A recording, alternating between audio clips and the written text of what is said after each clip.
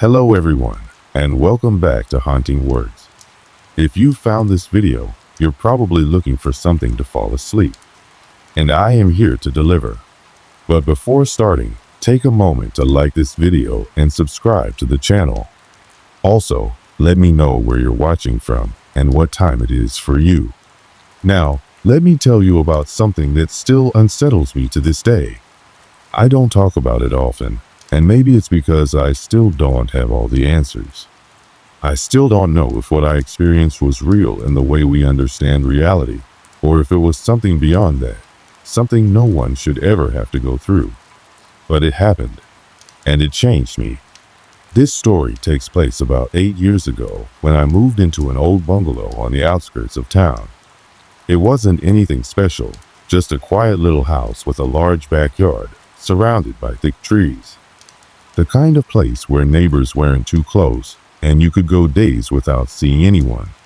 It was exactly what I wanted. I had spent too many years in crowded apartment buildings, listening to footsteps above me, arguments through thin walls, and televisions blaring at odd hours. I wanted peace. I wanted space. And for the first few months, that's exactly what I got. I lived alone, but I didn't mind. I had a routine. Wake up early, make coffee, check emails, go to work, come back, and unwind with a book or a show before heading to bed. It was a simple, predictable life. The kind of normalcy that makes you feel safe. The house itself had its quirks. The wooden floors creaked in odd places, and the pipes groaned whenever I used the water. The windows rattled slightly when the wind picked up, and every once in a while, the power would flicker for no apparent reason. But old houses do that. I never thought much of it. There was a spare room at the end of the hall that I barely used. It had a window that faced the backyard, and the previous owners had left behind an old wooden chair in the corner. I figured I'd turn it into an office one day, but I never got around to it. Something about the room always made me feel off. It wasn't fear exactly, just an odd discomfort, like the air was heavier in there. I ignored it. Outside, the property was surrounded by dense trees, with a narrow dirt path that led to an old shed. I never bothered with it. I assumed it was filled with useless junk left behind by the last owners, and since I had no need for extra storage, I let it sit untouched. Nights were quiet. Too quiet.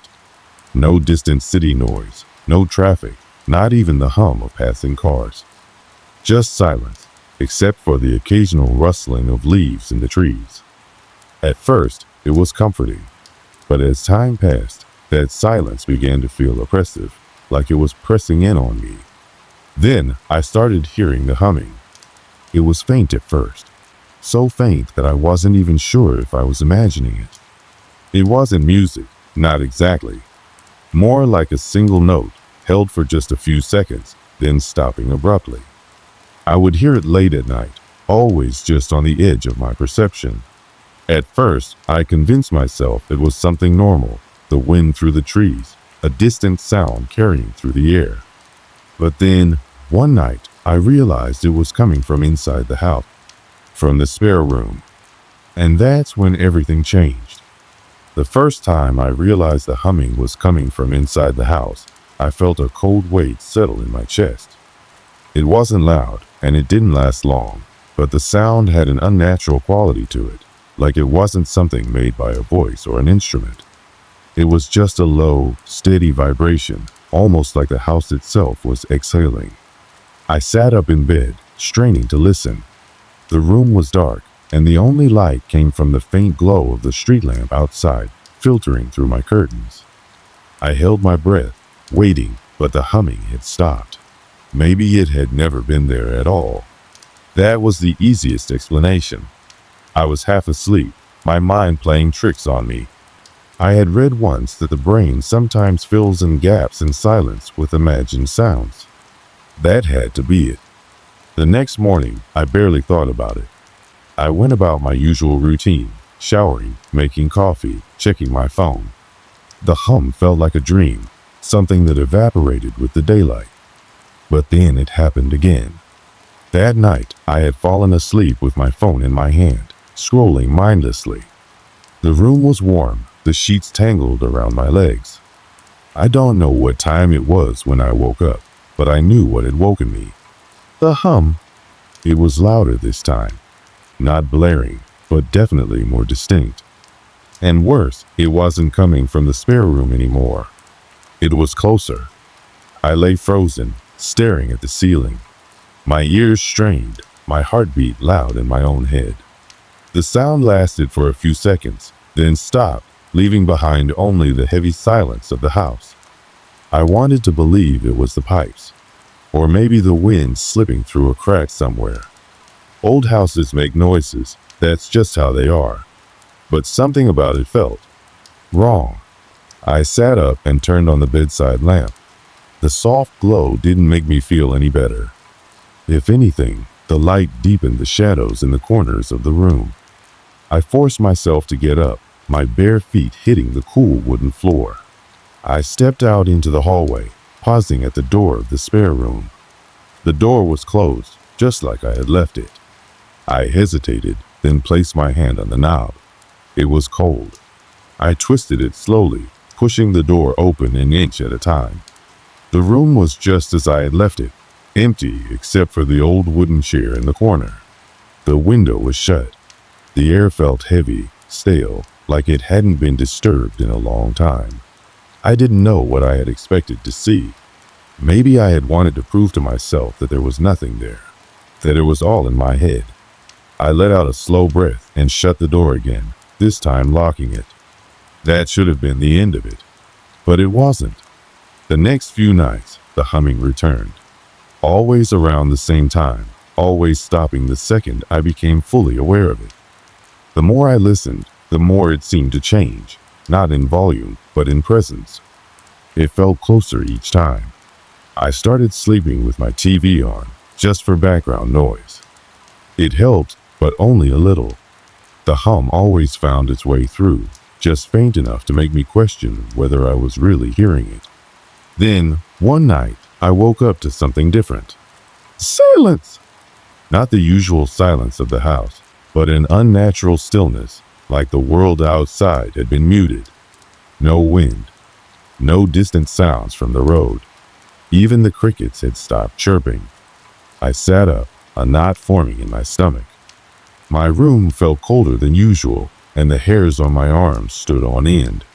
Then I heard it. Not humming. Breathing. It was faint, almost imperceptible, but it was there. Slow, rhythmic, coming from somewhere just outside my bedroom door. I turned my head toward the hallway, my pulse hammering in my ears. The door was open just a crack. Had I left it like that? I couldn't remember. For a long moment, I stayed frozen, listening. The breathing continued, steady, patient. Then, as if sensing that I was awake, it stopped. I don't know how long I sat there, staring at the door, waiting for something to happen. My chest ached from holding my breath. Minutes passed, maybe hours. Eventually, I convinced myself it was just my mind playing tricks on me.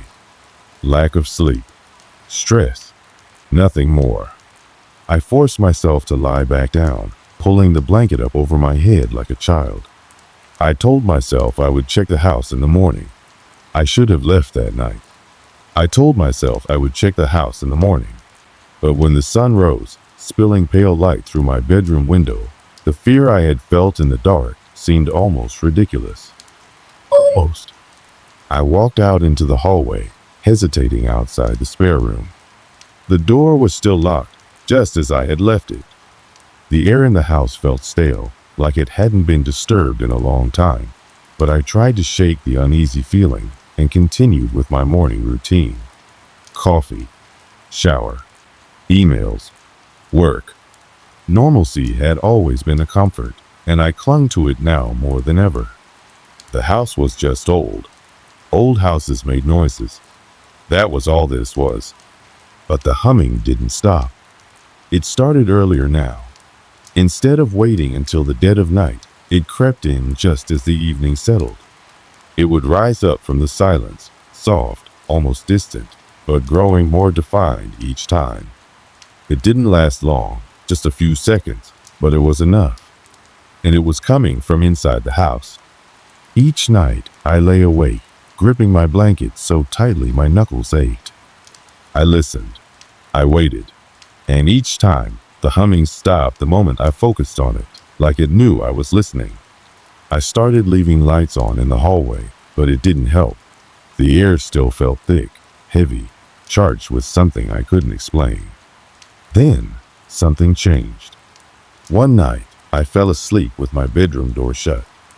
I woke up to a noise, not the hum, but something else. Something soft. A creak! My breath caught in my throat. The door. It was opening. Slowly. The hinges groaned, the sound cutting through the silence like a blade. My eyes locked onto the widening gap, my body frozen in place. I didn't move. I didn't breathe. The door stopped just short of fully opening. A sliver of darkness stared back at me from the hallway. I reached for my phone, my fingers trembling. The screen's glow was the only light in the room now, and I used it to scan the doorway. Nothing. No one was there. The hum began. It wasn't distant anymore. It wasn't soft. It was right outside my door. I sat up so fast my vision blurred. The humming stopped the moment I moved, replaced by a thick, oppressive silence. I wanted to run, to grab my keys and leave, but I couldn't. I couldn't just abandon my house over a noise, over a door that could have moved because of a draft. That's what I told myself. But deep down, I knew better. The next morning, I checked every lock in the house. Windows, doors. Everything was secure. Nothing had been tampered with. I even searched for gaps in the floor or walls, anything that could be responsible for the sound. I found nothing. I decided to check the spare room. The moment I stepped inside, a chill ran through me. The air was stale, unmoving, almost suffocating. The wooden chair sat in the corner, exactly where it had always been, its back facing me. I walked over to the window and tried to open it. It was stuck. Not locked, just stuck, like it hadn't been opened in years. I pressed my palms against the glass, feeling the cold seep into my skin. Then I heard it, a whisper of movement behind me. I turned sharply, my pulse hammering. The chair was facing me. I hadn't touched it. A slow, suffocating dread crawled up my spine. I backed away, never taking my eyes off the chair as I stepped out of the room. I locked the door. That night, I slept with my back to the wall, the bedside lamp on. I couldn't shake the feeling that something was in there, watching, waiting. The humming returned at 2:37 a.m. It was louder, closer. I forced myself to get up. My legs felt weak as I stepped toward the hallway. My breath came out in short, uneven gasps. The moment I crossed the threshold of my bedroom, the humming stopped. But the spare room door was open. I know I locked it. The chair was now in the center of the room, facing the doorway, facing me. I slammed the door shut, my entire body shaking. This wasn't my imagination. This wasn't the house settling. Something was here, and it wasn't hiding anymore. I don't know why I stayed. Maybe it was pride. Maybe it was denial. Maybe it was the sheer absurdity of admitting to myself that something unexplainable was happening. But after that night, the night the spare room door opened on its own, the night the chair moved, I knew I couldn't ignore it anymore. I stopped sleeping properly. I left the hallway light on every night, and even though I told myself I wouldn't, my eyes always drifted toward the spare room. I could feel it, even when I wasn't looking. Something was in there. By the third night after the incident, exhaustion had worn me down. I kept my bedroom door locked and wedged a chair under the handle, as if that would help. The humming had become almost predictable now, starting at exactly 2:37 a.m. each time. But that night, it didn't stop. It started softly, like before, but it didn't fade after a few seconds. It grew louder, stronger, and then it changed. It wasn't humming anymore. It was something else. A voice. A low, warped voice, humming a tune I had never heard before. I sat up, heart hammering against my ribs.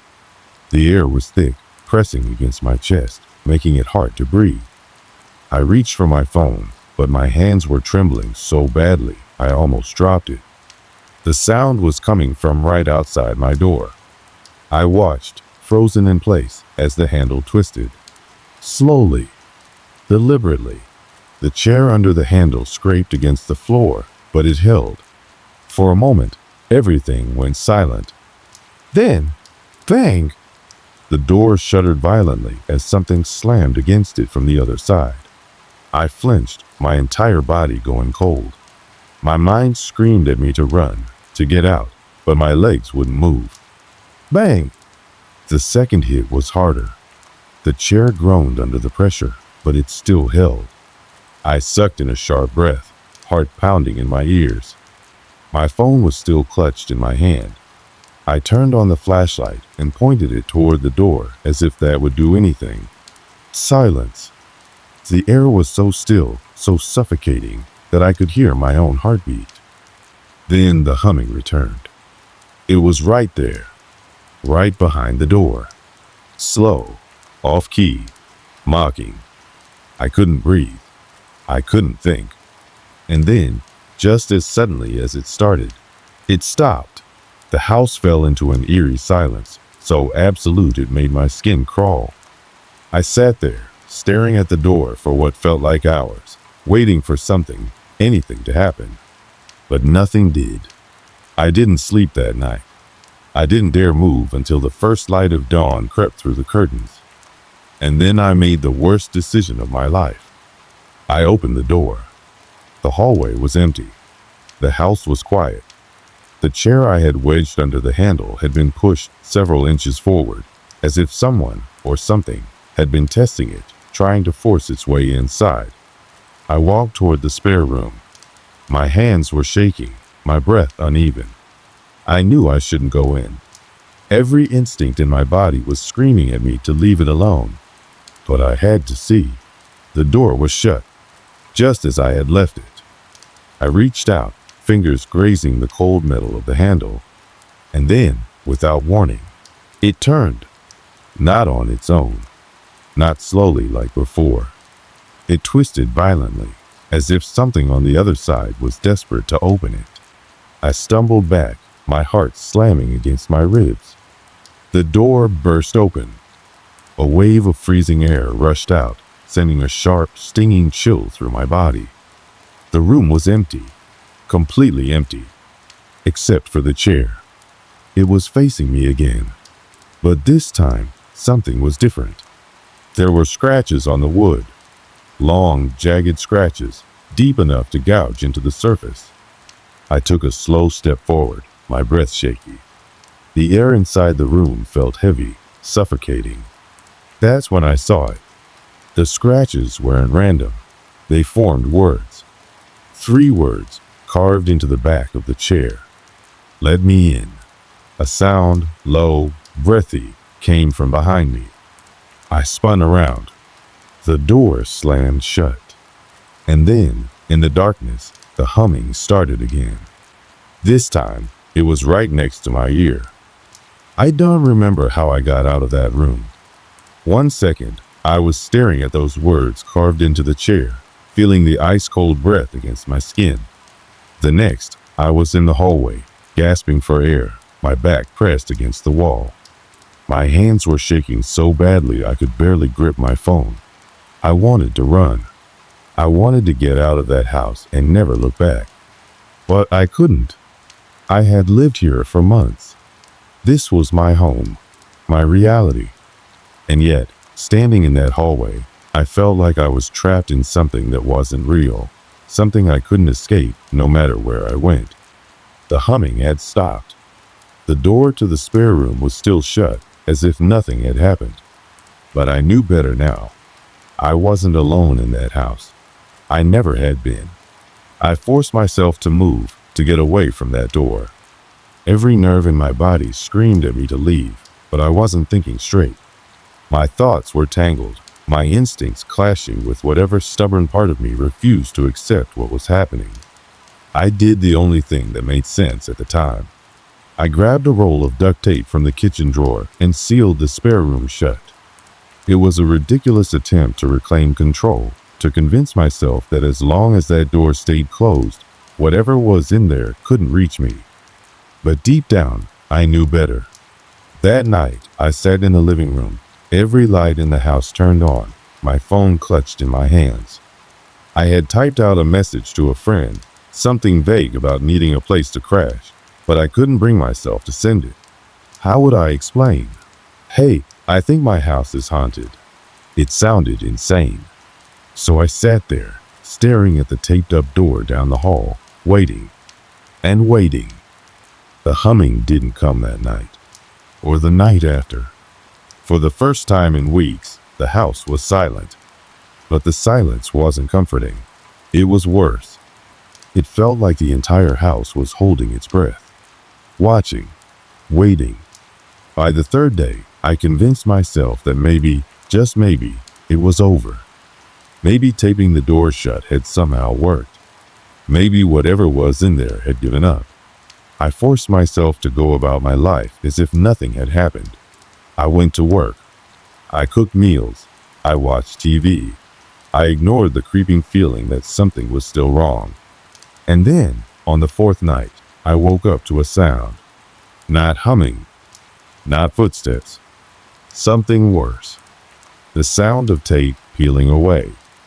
I shot up in bed, heart hammering against my ribs.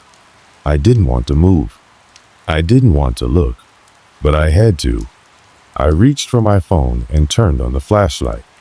The spare room door was open. The duct tape, which I had pressed down so firmly, hung in shredded strips from the doorframe, as if something had peeled it away from the inside. The air was thick, heavy with something unseen. The temperature had dropped so drastically that I could see my breath in the dim glow of my phone. Then, the chair. It was back in the middle of the room, facing me. And this time, the words carved into the wood had changed. "You let me in." My body locked up, every muscle frozen in place.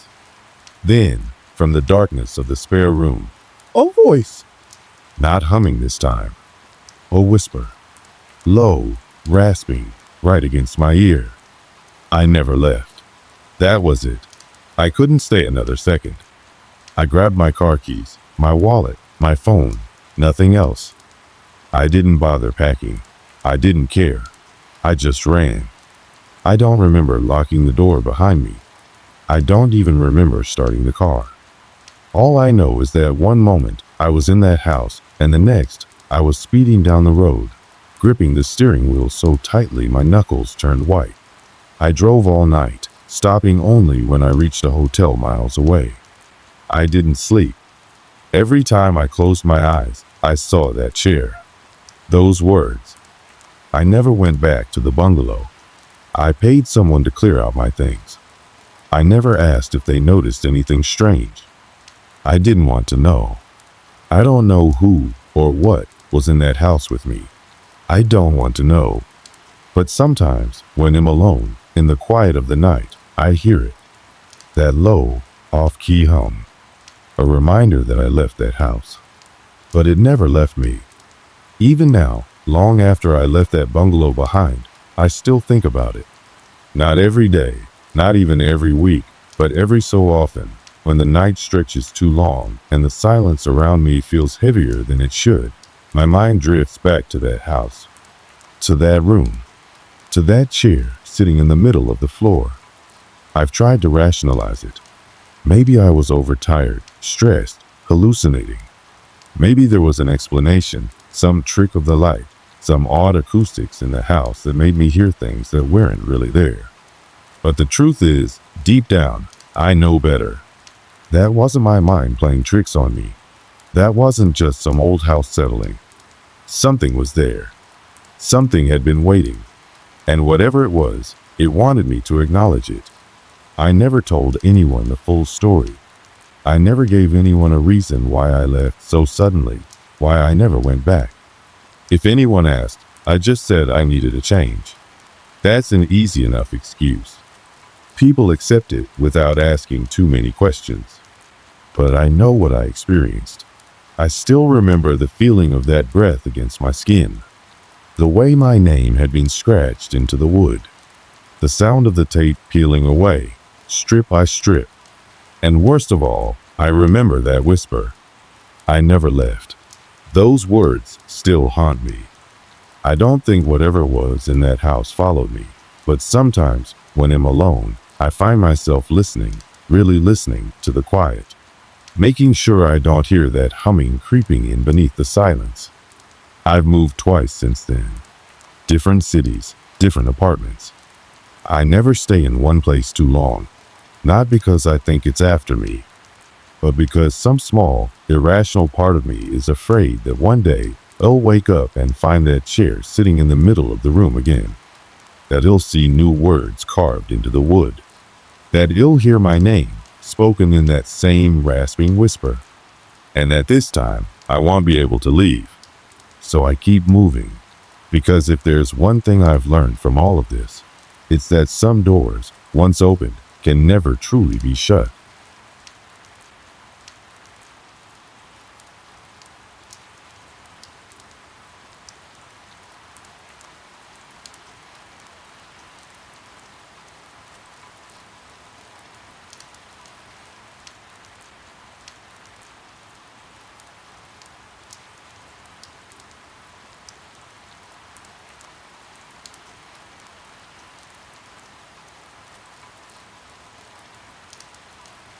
I was 24 when I found the place. A small, one-bedroom rental on the edge of town, just far enough from the main roads to feel isolated, but close enough to be convenient. It was an old house, built in the 60s, with creaky wooden floors and yellowing wallpaper in the hallway. The rent was cheap, suspiciously cheap, but at the time, I wasn't asking questions. I just needed a place to start over. I had just gone through a breakup, and I was ready to have a space that was completely my own. Somewhere quiet, somewhere I could think. My job wasn't much, just a night shift at a local security company, monitoring cameras in an empty office building. Boring, but it paid the bills. My schedule was strange. You'd leave for work at 9 p.m. and get home around 5 in the morning. The rest of the world would be waking up as I was heading to bed. That first week in the house, everything felt normal. I'd come home, lock the door, make a quick meal, and pass out until the late afternoon. The house wasn't fancy, but it was functional. A small living room with an old couch and a TV that took a few hits to get working. A narrow kitchen with outdated cabinets and a fridge that hummed too loudly. And, of course, my bedroom, the one room I actually cared about. It wasn't big, just enough space for my bed, a dresser, and a closet that stretched from the floor to the ceiling. The closet door was old, painted white, with a brass handle that had lost its shine. It stuck a little when I pulled it open, the hinges groaning under the weight, but other than that, it was just a closet. A place for my clothes, a few boxes, nothing more. For the first few nights, I barely noticed it. I'd come home, collapse into bed, and sleep straight through the morning. If there were any strange noises, any bumps in the night, I didn't hear them. I wasn't listening. The house settled in the usual ways.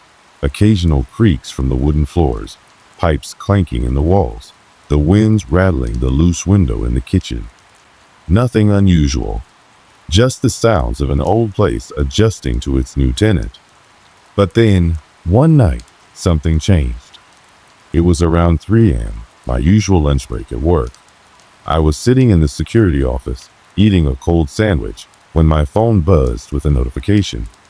Motion detected in bedroom. I frowned.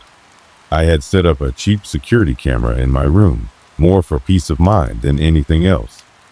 It wasn't high-tech, just an old model I'd used in my previous apartment. It alerted me when there was movement, usually just me getting ready for work. but I wasn't home. I opened the app, expecting to see a glitch, maybe a shadow from the streetlight outside. But the screen showed something else. The closet door was open, just lightly. I stared at the screen, my stomach tightening. I had closed that door. I knew I had. I always did. The house was old, but it wasn't drafty enough to move a door that heavy. For a few seconds, nothing happened. Just the grainy black and white image of my empty room. The closet door cracked open. Then, the feed cut to static. My hands went cold. I tapped the screen, refreshing the feed, but the connection was lost. Camera offline. I didn't know what to do. I sat there, my half-eaten sandwich forgotten on the desk, just staring at my phone. There was no one else in that house. No one had a key. I had locked the doors. Hadn't I? I spent the rest of my shift on edge, my mind running in circles. Maybe it was a bug with the camera. Maybe I had left the door open and just didn't remember. Maybe I was overreacting. By the time I got home at 5 a.m., I had almost convinced myself it was nothing. The house looked exactly the same. The front door was locked. The windows were closed. Everything was exactly how I had left it, except for the closet. The door was wide open. I stopped in the doorway, my breath catching in my throat. The room was dark, the only light spilling in from the street lamp outside, casting long shadows across the floor. The closet yawned open, black and empty. I stood there for a long time, my pulse pounding in my ears. Then, slowly, I stepped forward and reached for the door. I pulled it shut, feeling the resistance of the old hinges, hearing the faint click as it latched into place. I didn't check inside. I should have. I locked the door to my room that morning. That was the first time I had ever done that. I told myself it was just to be safe, just in case. But deep down, I knew better. Something wasn't right. And that was just the beginning. I tried to brush it off. That's what people do, right? When something doesn't make sense, we search for the easiest explanation. I had been exhausted, working nights and barely getting decent sleep. Maybe I had left the closet open and just didn't remember. Maybe the old hinges had loosened over time, and the door had simply swung open on its own. That's what I told myself, even though my gut told me otherwise. The next few nights were uneventful, or at least that's what I made myself believe. I came home, locked the doors, went straight to bed, and refused to let my mind wander. The closet door stayed closed, just as I had left it. I started checking it every night before sleeping, pressing my palm against the wood, making sure it was latched. It became a habit, one last check before turning off the light. Then, one night, something changed again. I was lying in bed, half awake, half asleep, in that strange in-between state where your thoughts drift and reality blurs. It was quiet, as it always was at that hour, the kind of stillness that makes the world feel empty. I had just started to drift off when I heard it. A sound. Soft, faint, like fabric brushing against wood. My eyes opened instantly. I didn't move at first.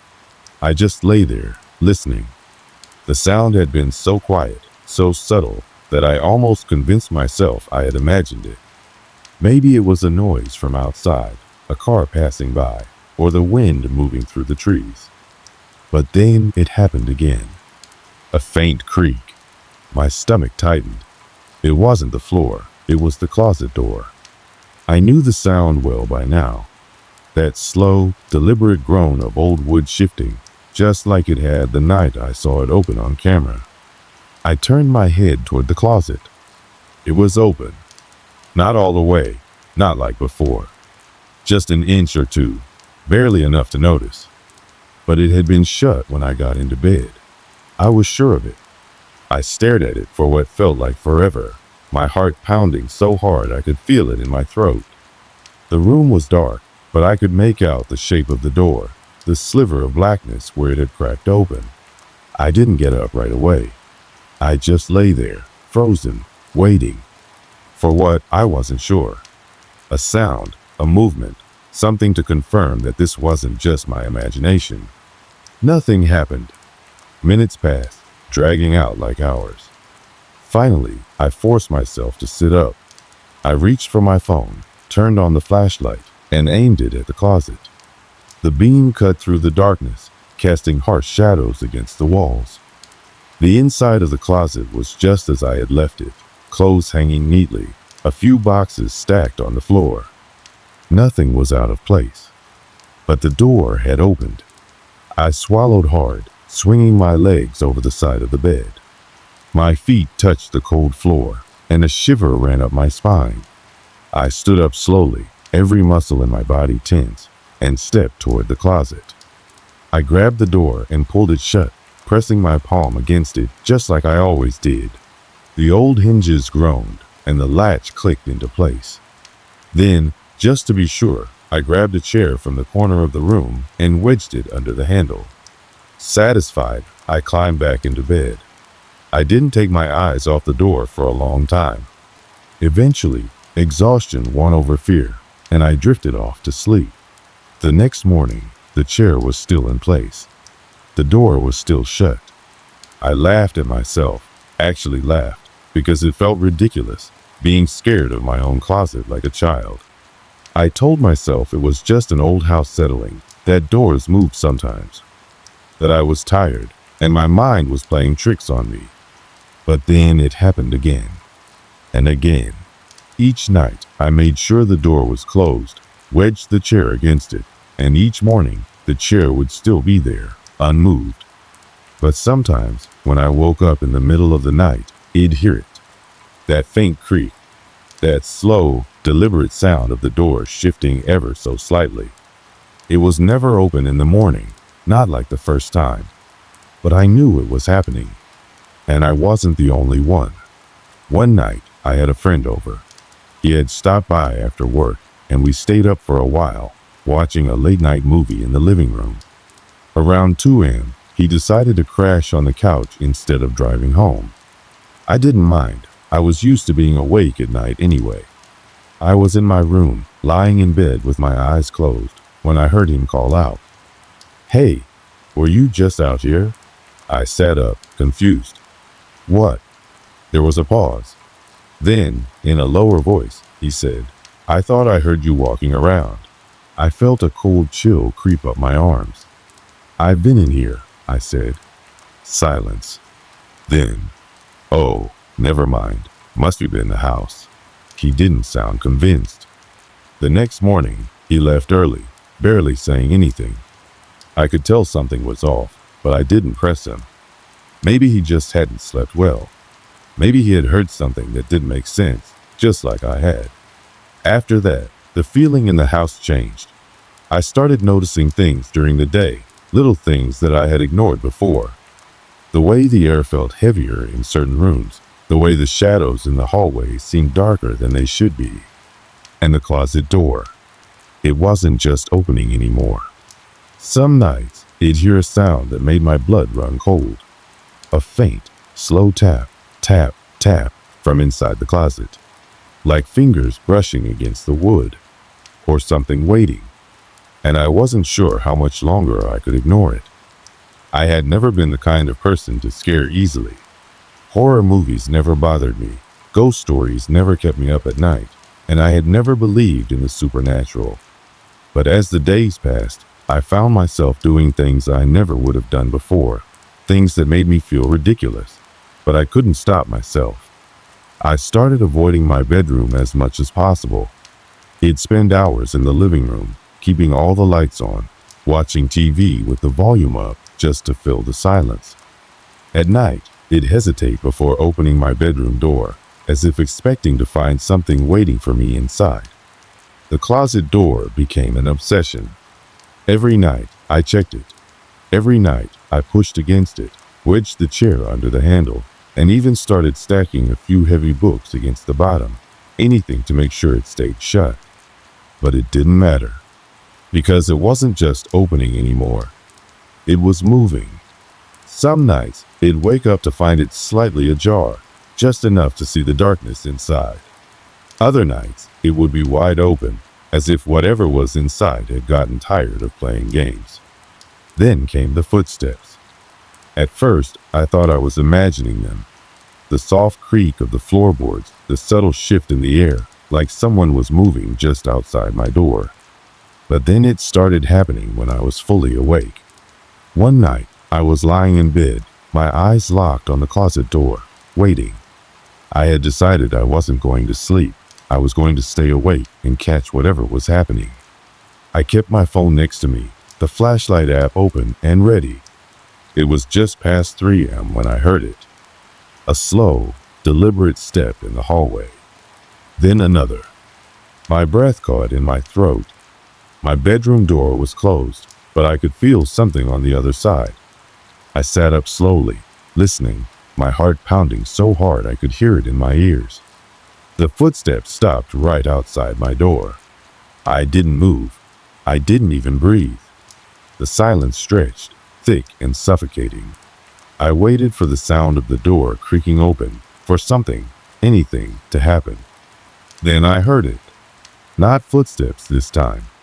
Something much worse. A low, raspy exhale. Like someone was standing just outside my door, breathing. I grabbed my phone and turned on the flashlight, my hand shaking so badly that the beam of light flickered against the walls. I swung my legs over the side of the bed and stood up, every nerve in my body screaming at me to stay put. I hesitated for only a moment before reaching for the doorknob. I turned it slowly, my skin crawling as I braced myself for whatever was waiting on the other side. I yanked the door open. The hallway was empty. The air was still, heavy with something I couldn't explain. I swept the flashlight back and forth, my pulse hammering in my ears. Nothing. But just as I was about to turn back, my bedroom door slammed shut behind me. I spun around so fast I nearly dropped my phone. My door was closed, and I hadn't touched it. For the first time, I truly felt it. The presence. The undeniable feeling that I wasn't alone in the house. That something had been watching me, waiting for me to step out of my room. I forced myself to move, walking backward toward the living room, never taking my eyes off my bedroom door. I didn't sleep that night. I sat on the couch with every light on, phone clutched in my hand like it would somehow protect me. The next morning, I tried to convince myself it had been a draft, a coincidence, anything that made logical sense. But then I checked my bedroom. The chair was still under the closet handle. The books were still stacked against the door. But the closet was open, and the inside of the door had 3 long, jagged scratches running down the wood. I didn't touch them. I didn't get close. I just stood there, staring, my mind racing through every possible explanation. Maybe I had done it somehow without realizing. Maybe the wood had split on its own. Maybe I was losing my mind. But then something happened that erased all doubt. That night, I decided I needed answers. I set up my phone on a stand facing the closet, hit record, and left the room. I couldn't bring myself to sleep in there anymore, so I stayed on the couch, curled up under a blanket, listening to every sound the house made. The night stretched on, and I drifted in and out of restless sleep, my body too exhausted to fight it anymore. Then, just before dawn, I woke up to a noise that made my skin crawl. A single, slow knock. From inside the bedroom. I sat up, my breath catching in my throat. Then another knock. I grabbed my phone with trembling hands, my thumb hovering over the emergency call button. The knocking didn't come again. But I wasn't going to check. Not yet. I sat there, wide awake, waiting for the sun to rise. When daylight finally crept in, I forced myself to move. I walked down the hall, every step feeling heavier than the last. My bedroom door was shut, just as I had left it. I reached out, hesitating before twisting the knob. The door swung open. The first thing I noticed was that the closet door was wide open. The second thing I noticed was my phone, still recording, its battery nearly drained. With shaky fingers, I grabbed it and stopped the recording. I didn't watch it right away. I couldn't. Instead, I got dressed, grabbed my keys, and walked out of the house. I didn't know where I was going. I just knew I needed to be somewhere else. Hours passed before I finally forced myself to look. I sat in my car, parked at the edge of an empty lot, my phone resting against the steering wheel. I pressed play. For a long time, nothing happened. The footage showed my empty bedroom, dimly lit by the streetlights outside. The closet door was shut. Everything looked still. Then, at exactly 3:14 a.m., the door handle twitched. Not much, just a slight movement. Then it happened again. And again.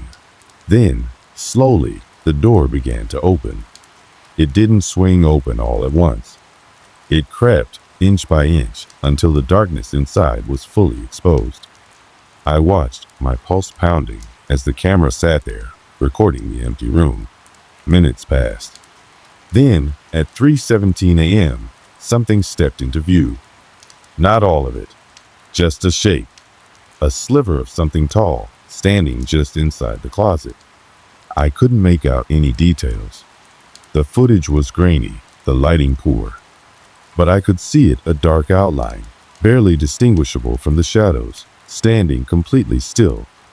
Then, in one sudden, jerky movement, it lunged forward. The video cut to black. I dropped my phone, my entire body numb with fear. Something had been in my room, watching me, moving toward the camera. And I had been asleep just down the hall. I didn't go back home that night. I didn't know if I ever wanted to, but I knew one thing for certain. The closet door wasn't just opening on its own. Something was opening it. And now I had proof. I didn't go home that night. I couldn't. I spent the entire day sitting in my car, parked at the edge of an empty lot, my mind replaying the footage over and over. I couldn't bring myself to watch it again, but I didn't need to. That final image was burned into my brain. The dark figure stepping forward from the closet, just before the screen went black. I tried to think of an explanation. I wanted to believe that the camera had glitched, that the lighting had played tricks on me. But the way the door handle had moved, the way the closet had opened so slowly and deliberately, and the way something had stepped out, none of that could be explained away. And the worst part, I had been asleep just down the hall. I thought about calling someone, maybe a friend, maybe the police, but what was I supposed to say? That my closet door wouldn't stay shut? That I had a grainy video of something I couldn't explain? No one would believe me. I considered checking into a motel for the night, but even that didn't feel safe. I had this overwhelming feeling that no matter where I went, it wouldn't matter. This wasn't just about the house. This thing, whatever it was, had been inside my room. It had been watching me, and I had no idea what it wanted. By the time the sun started setting, I knew I couldn't sit in my car forever. I had to go back. I needed answers. I needed to see for myself if anything had changed. So, just as the sky turned dark, I drove home. The house looked the same as always, quiet, empty, and ordinary. But I knew better now. There was nothing ordinary about it. I unlocked the front door and stepped inside, my entire body tense. The air was thick, heavy, almost suffocating. I forced myself to move, one slow step at a time, checking every room as I went. The kitchen, the bathroom, the hallway, nothing seemed out of place. Then I reached my bedroom. The door was open. I knew I had closed it before I left. A chill ran down my spine as I stepped inside. The air was colder here, the silence even heavier. My bed was untouched, the chair still pressed against the closet door handle. But something was off. I didn't see it at first. It was only when I turned toward my nightstand that I noticed. My phone was sitting there. I had left it in my car. My breath hitched. I reached for it with shaky hands, checking the screen. The battery was still low, but there was a notification. One new video recorded. I hadn't recorded anything. I didn't want to press play. Every instinct in my body was screaming at me to put the phone down and leave. But I had to know. I tapped the video. At first, it was just darkness. The camera must have been recording in my room, but the angle was strange, like the phone had been placed on the floor. Then I heard it. Breathing. Slow, deliberate breathing, right next to the microphone. My heart pounded as the video continued. The closet door was in the frame, shut tight, the chair still against it. Then, without warning, the door handle twitched. The chair slid slightly. Another twitch. Then the handle turned all the way down. The chair toppled over. The door creaked open, and something stepped out. It was hard to make out details in the dim light, but I could see the shape, tall, unnaturally thin, with long limbs that moved wrong. It didn't walk. It jerked forward, its head tilted at an impossible angle. And then, just before the video cut to black, it looked at the camera. Not just looked, tilted its head, like it knew it was being watched. I dropped the phone. My body felt numb, my mind racing. I wasn't alone. I needed to get out. I turned toward the door, but before I could take a step, something moved behind me. A quiet creak. My breath caught in my throat. I didn't want to turn around. I had to turn around. Slowly, painfully, I turned my head toward the closet. The door was wide open. The chair was on the floor. And inside the closet, deep in the shadows, something was standing there. I couldn't see its face. I couldn't see its eyes. But I could feel them. Watching me. Waiting. The air in the room felt heavy, suffocating. My legs felt like they weren't mine anymore, like I was frozen in place. Then it moved. Not forward. Not toward me. It crawled up the wall. My breath hitched as I watched it move, its limbs bending in unnatural ways, its body shifting until it was clinging to the ceiling. Then, in one quick, jerky movement, it snapped its head toward me. And it grinned. I ran. I didn't think. I didn't breathe. I ran. I sprinted out of the room, down the hallway, and out the front door, slamming it shut behind me. I didn't stop running until I reached my car. My hands fumbled with the keys, my chest burning with panic. I threw myself inside and locked the doors. Then, as I tried to catch my breath, I looked up. Through the second-floor window, in my dark bedroom, I saw it. A tall, twisted shadow standing in front of the closet, watching me, smiling. And then, it raised its hand and waved. I slammed the car into reverse and tore out of the driveway, my mind barely processing what had just happened. I didn't know where I was going. I didn't care. I just knew one thing. I was never going back. I drove for hours. I had no destination in mind, just an overwhelming need to get away. My hands were shaking on the wheel, my breath uneven.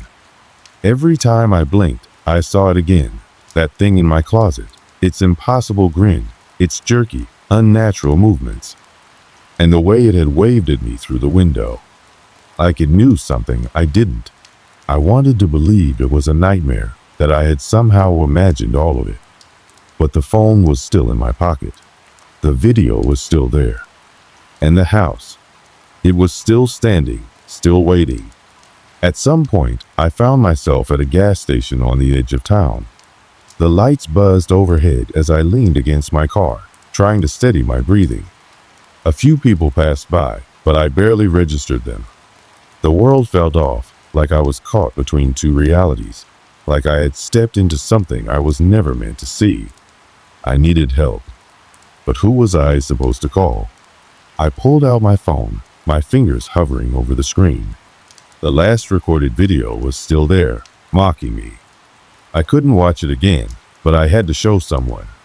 Someone who wouldn't just dismiss it as a trick of the light or an overactive imagination. I thought about calling a friend, a neighbor, even the police. But what would I even say? That my closet door wouldn't stay shut? That something had crawled up my bedroom wall? No one would believe me. And even if they did, what could they do? I stood there for a long time, the cold air biting at my skin, my thoughts looping endlessly. I knew I couldn't just leave things like this. I needed closure. I needed to understand what had happened. And that meant going back. The thought made my stomach churn, but there was no other option.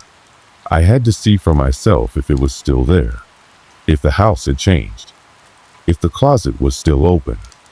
I got back into my car, gripping the steering wheel so tightly my knuckles turned white.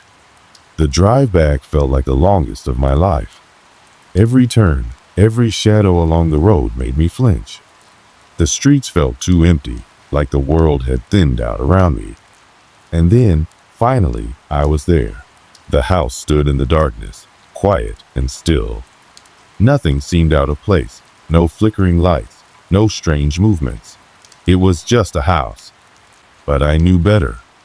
I sat in the driveway, staring at my bedroom window. The blinds were closed now. No movement, no shadows. For a moment, I considered turning around. But I had to know. Taking a deep breath, I stepped out of the car. The air was thick, the silence unnatural. I approached the front door slowly, my pulse hammering in my ears. The key slid into the lock. I turned it. The door creaked open. The house was just as I had left it, dark, still, untouched. My footsteps echoed as I stepped inside, my body tense. I flipped the light switch, half expecting nothing to happen, but the bulbs flickered on, bathing the living room in a dim yellow glow. Everything looked normal, but it felt wrong.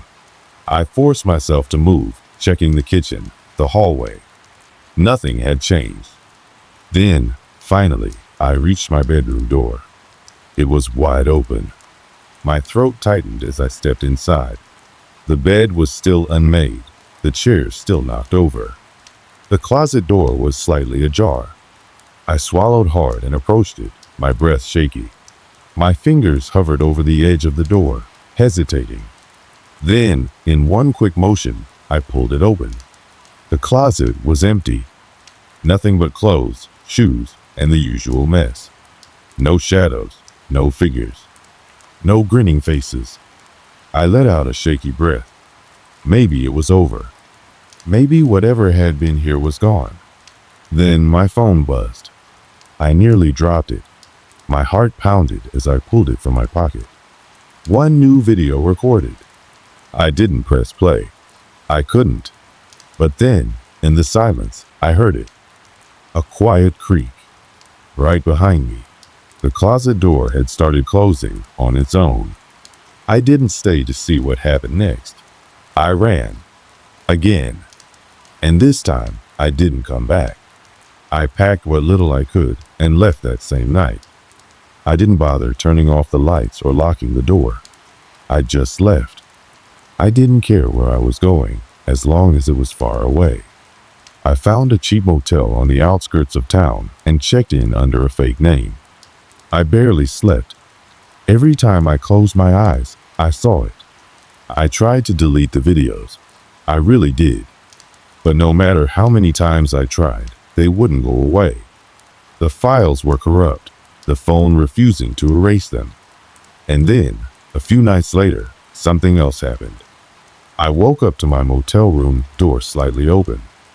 I knew I had locked it. And on the floor, just inside the doorway, was my phone. Recording. The screen was black at first, just like before. Then, slowly, something moved into frame. Not in the closet. Not in my house. Here. In the motel room. Something tall. Something grinning. The video cut to black. I checked out that morning and kept driving. I don't know how far I'll have to go, but I don't think distance matters anymore. It's not just the house. It's not just the closet. It's me. And I don't think it's ever going to stop. I don't know how many miles I put between myself and that house. I don't count the states anymore, and I've stopped looking at maps. Every motel, every gas station, every town blends into the next. The only constant is the weight in my chest and the phone in my pocket, always there, always waiting. I haven't watched the video. I won't watch the video. But I don't have to, because I know what's on it. I've seen it before, in the flicker of motel lights, in the distorted reflections of bathroom mirrors, in the moments when I wake up gasping for breath, convinced I'm not alone. I know it's there. At first, I told myself I could outrun it. If I just kept moving, if I never looked back, maybe I could leave it behind. But it doesn't work that way, because it's not in the house anymore. It's in the videos. And the videos are with me. The last time I tried to delete them, my phone crashed. When I turned it back on, the file names had changed. Look, keep watching. Hello. I threw the phone out the window that night, watched it shatter against the asphalt in the motel parking lot. The next morning, it was back on the nightstand. No cracks, no scratches, and a new video waiting for me. I don't check them anymore. I don't charge my phone, but it never dies. And sometimes at night, when the room is dark and silent, I swear I hear it. A slow creak, like a closet door, opening just a little wider. I don't know how this ends. Maybe it doesn't. Maybe some doors, once opened, can't ever be shut again. Maybe it's still waiting. Or maybe it doesn't have to wait anymore, because it's already here, with me. And if you've watched this video, if you've listened this far,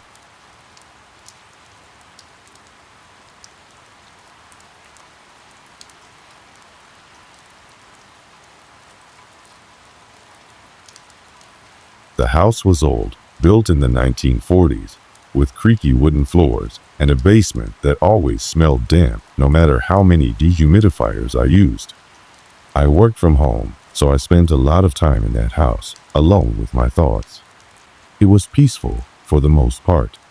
The occasional weird noise at night? Just old pipes. The flickering lights?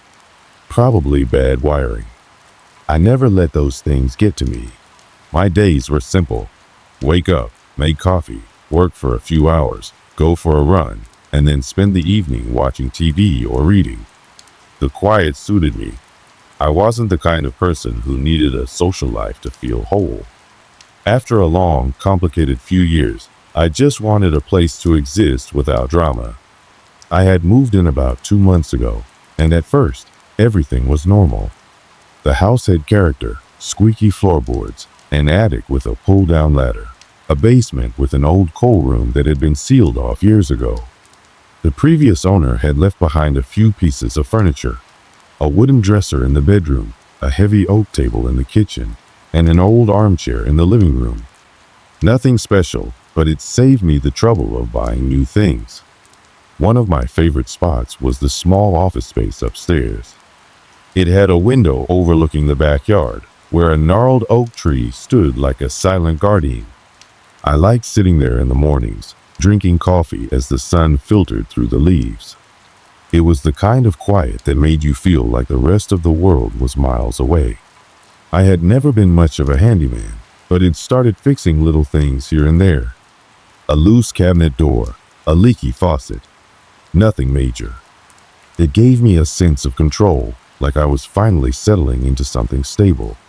Then, one evening, something small but strange happened.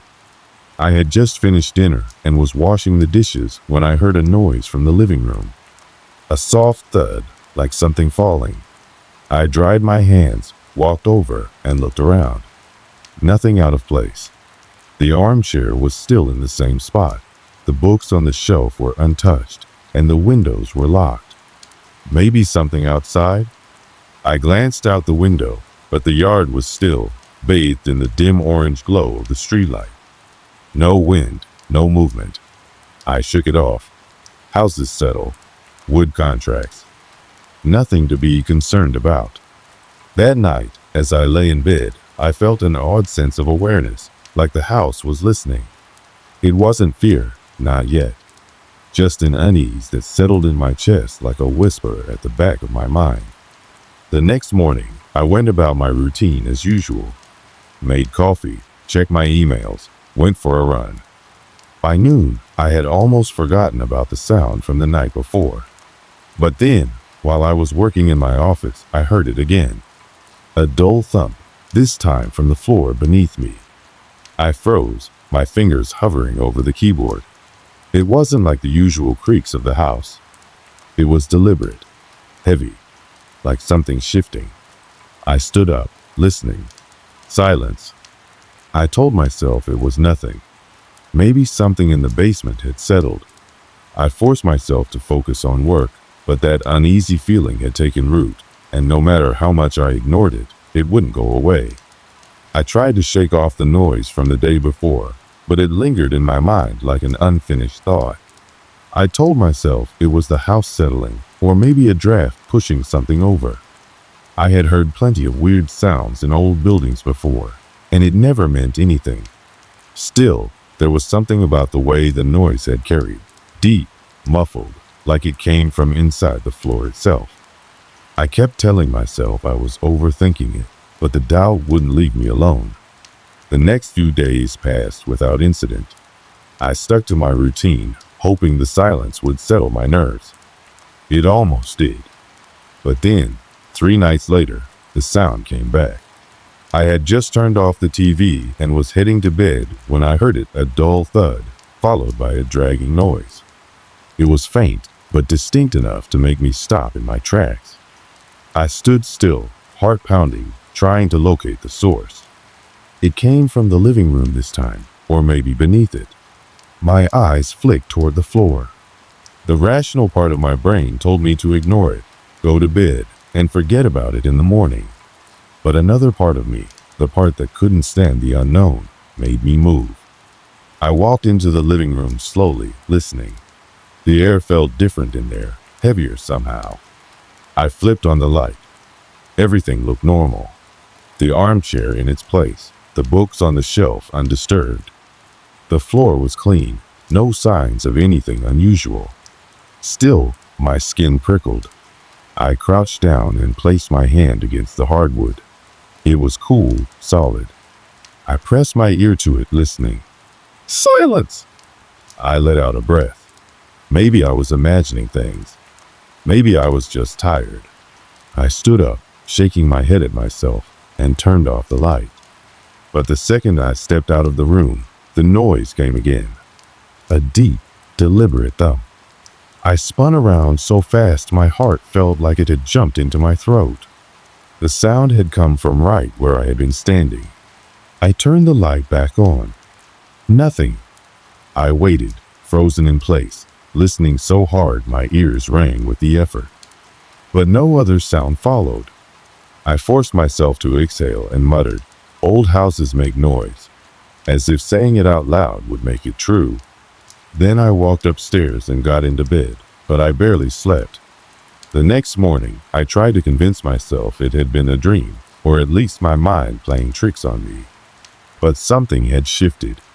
The house didn't feel the same anymore. The silence wasn't peaceful, it was waiting. I went through the day with a tightness in my chest that I couldn't shake. I worked, I ate, I went for a run. But every time I walked past the living room, I glanced at the floor without meaning to. That night, I avoided turning off the TV for as long as I could. Eventually, though, exhaustion won out.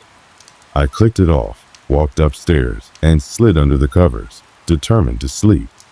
And then, at exactly 2:13 a.m., I woke up. Not to a noise this time, but to a feeling. Something was different. I sat up, my pulse hammering in my ears, and strained to hear anything unusual. Silence! I reached for my phone, checking the time. 2:13 a.m.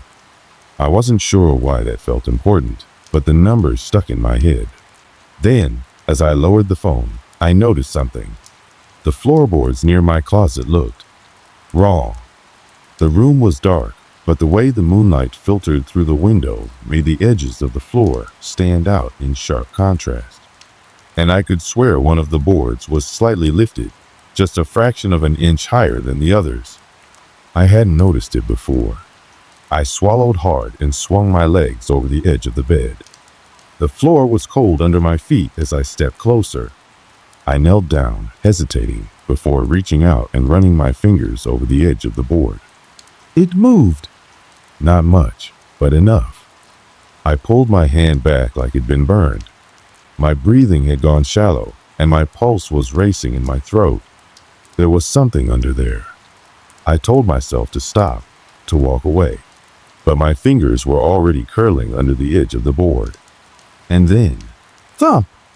I jerked back so hard I almost fell over. The sound had come from beneath me, right under the floor, right under my knees. I didn't sleep after that. I just sat there, staring at the floor, waiting for whatever was beneath it to make another move. But it didn't. Not that night. I didn't talk about what had happened. Who was I going to tell?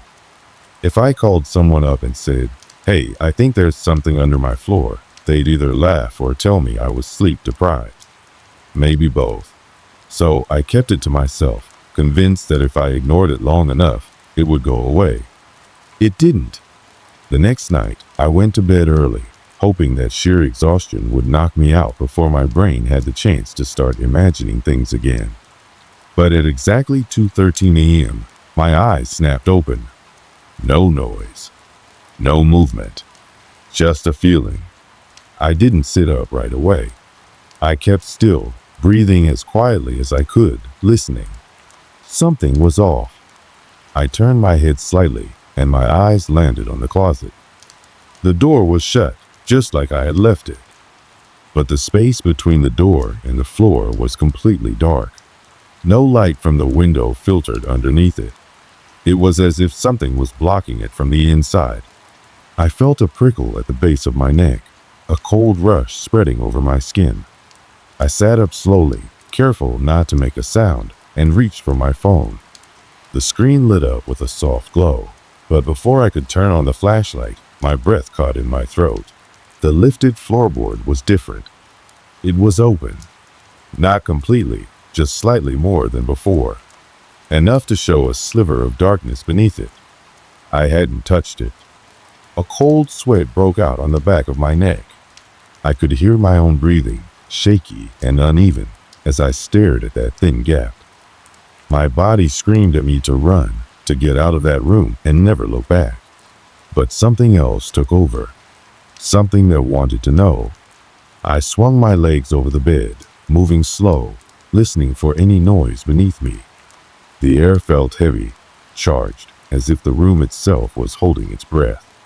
I lowered myself to the floor and reached out, hesitating just before my fingers touched the edge of the board. It felt different this time. Warmer. I pressed down, testing it, but the wood didn't give like before. It was solid. Stuck.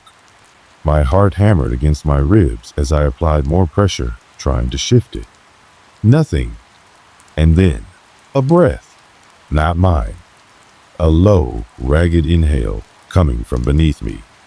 I launched myself backward so fast I knocked over the nightstand. My phone tumbled to the floor, its glow spinning across the walls. My breathing came in short, panicked gasps, but I didn't take my eyes off that floorboard. For the first time, I knew I wasn't alone. There was something under my room, and it was breathing. Morning couldn't come fast enough. I didn't sleep. I didn't even leave my bed. I just sat there, watching the floor, waiting for something, anything, to move. Nothing did. When daylight finally spilled through the window, I forced myself to stand up, muscles aching from staying frozen all night. I stared at the floorboard, my thoughts racing. I needed to know what was under there. I grabbed a screwdriver from the kitchen drawer and headed back to the bedroom. My hands were shaking, but I ignored it. I knelt down, wedging the screwdriver under the lifted edge, and applied pressure. The board didn't move at first. But then, with a groan of protest, it shifted. Dust puffed up into the air as I pulled the board free, revealing a gaping black space beneath my floor. The opening was small, just big enough to fit my arm through. I hesitated, my stomach twisting. I had to see. I grabbed my phone, turned on the flashlight, and angled it downward. The light cut through the dust, illuminating something beneath the floor. A space. A crawl space I hadn't known was there. And inside it, I stopped breathing. There were scratches on the wood beneath my floorboards. Long, jagged marks covering the beams, as if something had clawed at them. Some were faint, worn down by time, but others were fresh. My stomach turned. Someone had been down there. Recently. The air inside the crawl space was thick with the scent of damp wood and something else. Something metallic. I angled the light further. That's when I saw it. A single, crumpled photograph. I reached for it, fingers brushing against something gritty, dirt, dust. I pulled it out and held it under the flashlight. The picture was old, its edges curled and stained. It showed a room. My room. But the furniture was different. The wallpaper had a pattern I didn't recognize. And standing in the center of the room was a person. No! Not standing. Staring. A figure stood in the exact spot where my bed was now, facing the camera. Their features were blurred, distorted by time, but their eyes. The eyes were too dark, too empty. And then I noticed something else. The floorboards in the photo were pulled up, just like mine. I dropped the picture, my chest tightening. My head snapped back toward the hole. I angled my phone down again, scanning the darkness below. Nothing moved, but I felt something watching me. The air around me thickened, the pressure settling on my skin like invisible hands. I couldn't breathe. I shoved the floorboard back into place and scrambled away, my heartbeat slamming against my ribs. I didn't stop until I was in the hallway, my back pressed against the wall, chest rising and falling in ragged breaths. I had to get out of that house, but as I reached for my keys, something stopped me. A sound! A whisper of movement from inside the bedroom. Slow, deliberate, like something shifting beneath the floor. My entire body locked up as I stood frozen in the hallway, heart hammering against my ribs. The sound had been subtle, barely more than a faint shift, but I knew I hadn't imagined it. Something was under my room, and it was awake. The air in the house felt different, thicker, heavier. It pressed against my skin like a warning, like the walls themselves were trying to tell me to leave. But I couldn't. Not yet. My phone was still in the bedroom, the only source of light I had. My keys were in there too, sitting on the nightstand next to my bed. If I wanted to get out, I had to go back in. Every part of me was screaming, "Don't do it." But I did. I forced my feet to move, each step slow and deliberate, as if the floor beneath me might suddenly give way. When I reached the doorway, I hesitated. The room was dark, the curtains still drawn. The only light came from the thin sliver of morning pressing through the edges. It looked normal, but it wasn't.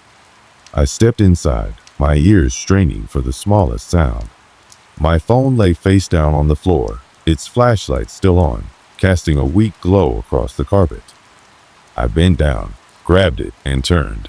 The floorboard was open again. My breath caught in my throat. No!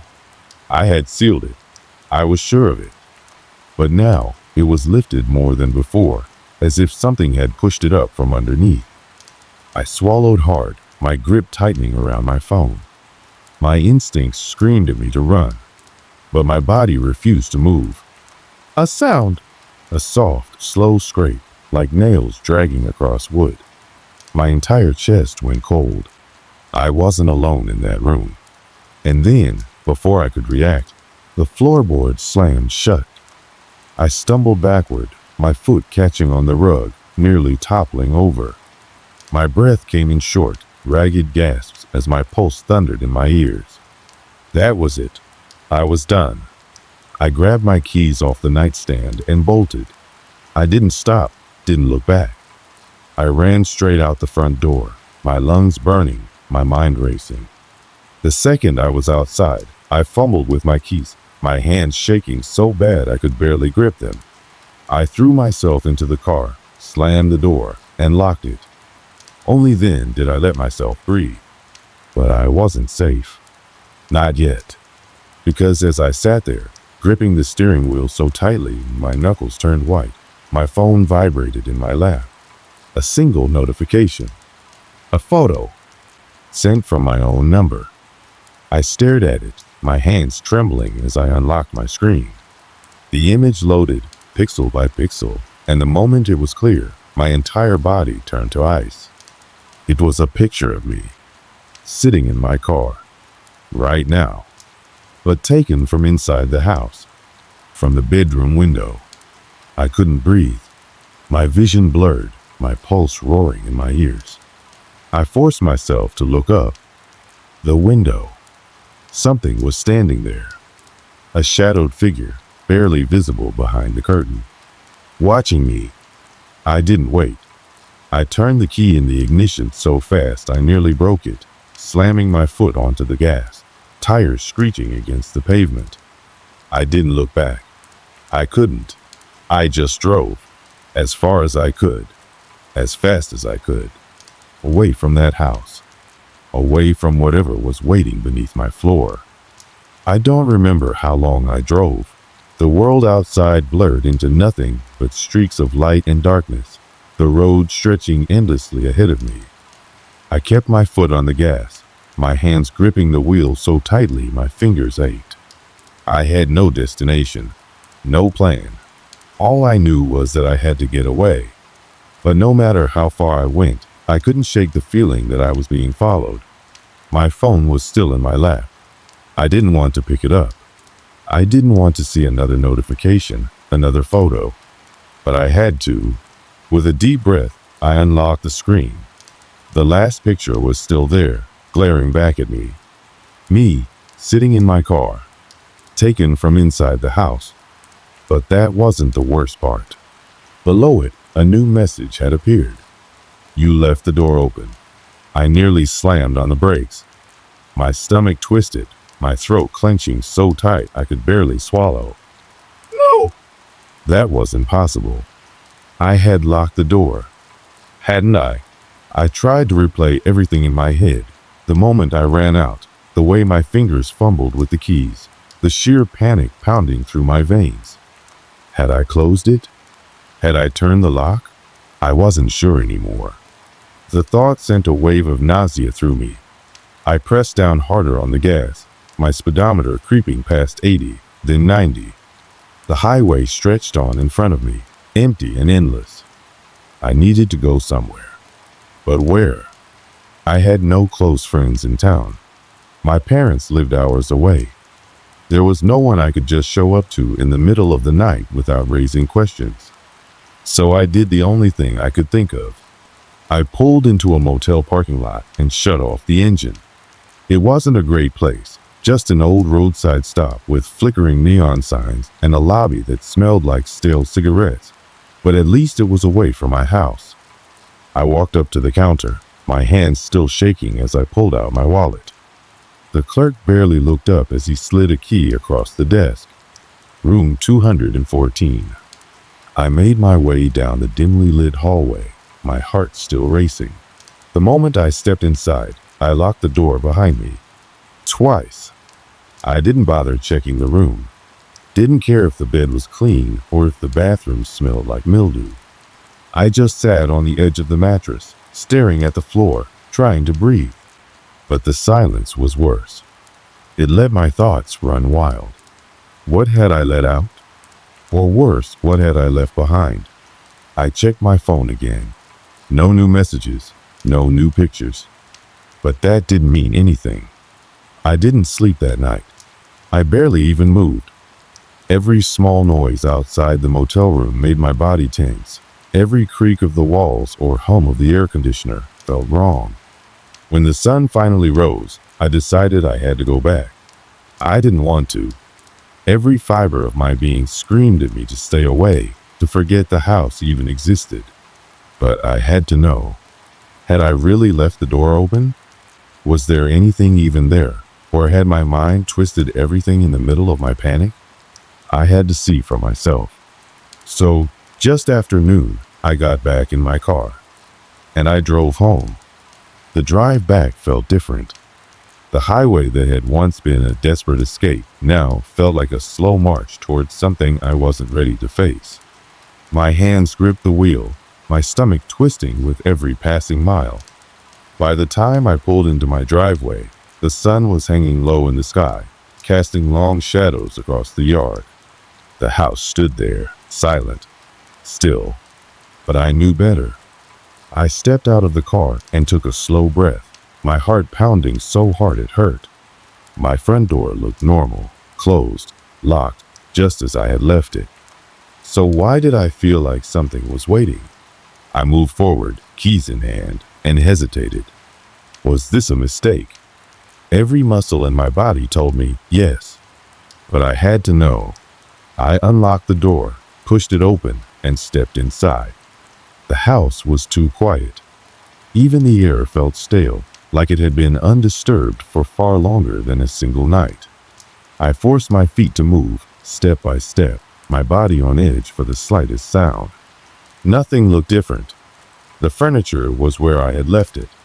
The kitchen counters were clean.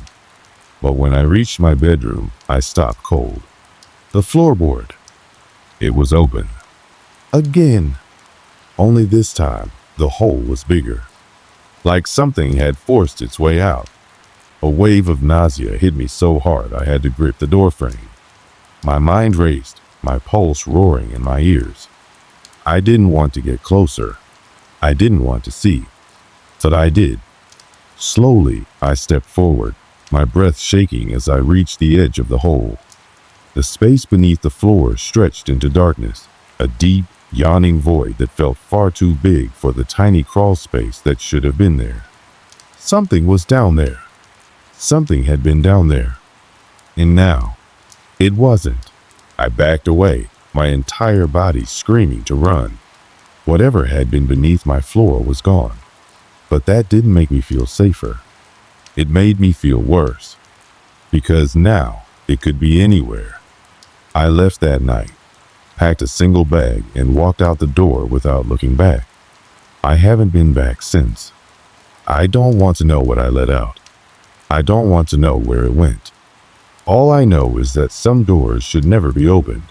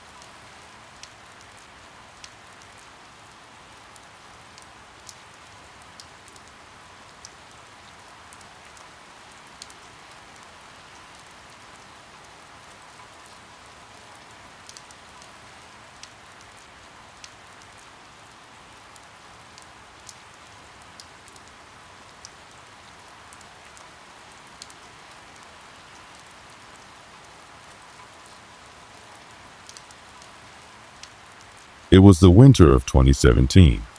I had just moved to a small town in upstate New York, a place where the cold crept into your bones and the wind howled through the narrow streets like a warning.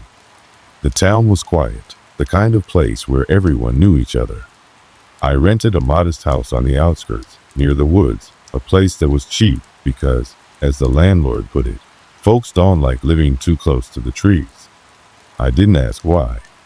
I just assumed people in small towns had their superstitions. The house itself was nothing remarkable, a single-story structure with a faded red door, creaky wooden floors, and a fireplace that barely warmed the place. It was old but sturdy, the kind of house that had seen generations come and go. It felt empty, even when I filled it with my things. I had a simple routine. Mornings started with black coffee and checking emails before heading into town. I worked as a freelance graphic designer, so my job allowed me to work from home, but I liked the atmosphere of the local coffee shop. It was one of those places where the scent of freshly ground beans mixed with the chatter of locals swapping stories. The owner, an older man with a thick accent, always greeted me with a nod. I wasn't exactly a social person, but I had begun to recognize a few faces. A barista who always messed up my order, an old man who sat by the window reading the newspaper, and a handful of others who seemed to exist in their own worlds. My evenings were quiet. I wasn't much for going out, so I usually spent my nights watching old horror movies or reading. The woods behind my house stretched for miles, a thick maze of trees that turned black at night. There was something unsettling about them, but I chalked it up to my city roots. I wasn't used to this kind of isolation. It wasn't until my third week in town that I started noticing small things. At first, they were easy to brush off. A door I swore I had closed was open when I got back from town, my keys not where I had left them. A faint creak in the middle of the night. The kind of things that happen in old houses. But then there were the footprints. One morning, after a fresh snowfall, I stepped outside to grab the newspaper. That's when I saw them, footprints leading up to my front door. They weren't mine. I had been inside all night, and I lived alone. The prints came from the direction of the woods, clear and deep in the snow. They stopped at my door, but there were no footprints leading away. I stood there, the cold seeping through my jacket, staring at the tracks.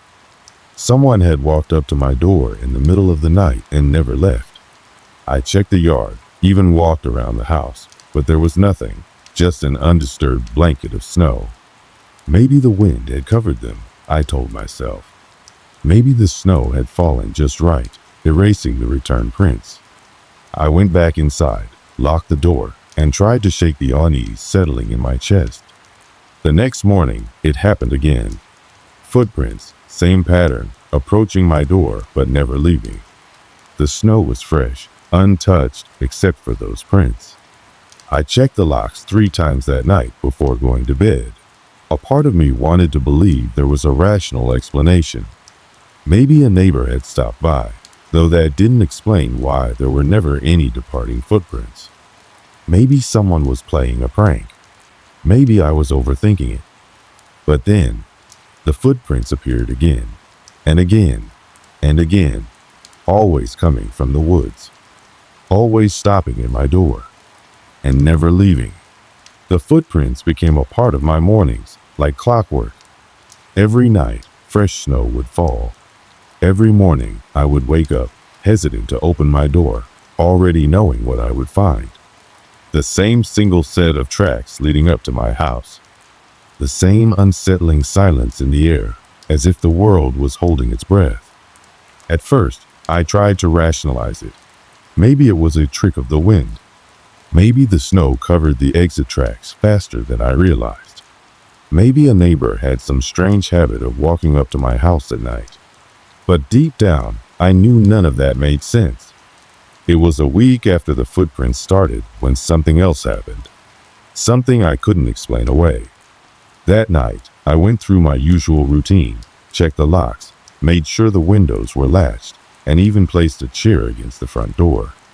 I wasn't sure what I was expecting, but the thought of someone standing outside my house while I slept made my skin crawl.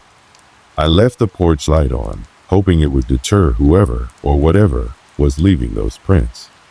Then I went to bed, listening to the wind howl against the house, the creaking of the old wooden walls settling in the cold. I didn't sleep well. I kept waking up, glancing at the dim glow of my alarm clock, the numbers crawling forward too slowly. At some point, I must have dozed off, but something pulled me back to consciousness. A sound. A soft, deliberate tap. Tap, tap. I froze, my breath catching in my throat. It was coming from outside. The front door. I stayed perfectly still, listening, my pulse hammering in my ears. The tapping wasn't frantic or loud, it was patient. Knuckles against wood, a slow rhythm, as if whoever was outside knew I was awake, knew I was listening. I reached for my phone on the nightstand, my fingers fumbling against the screen. 2:48 a.m. Too late for a visitor. Too late for anything good. The tapping stopped. I held my breath, waiting.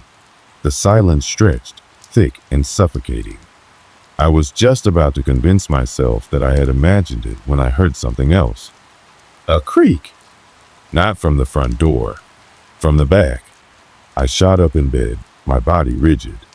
My house was old, and the wooden floors groaned under the slightest pressure.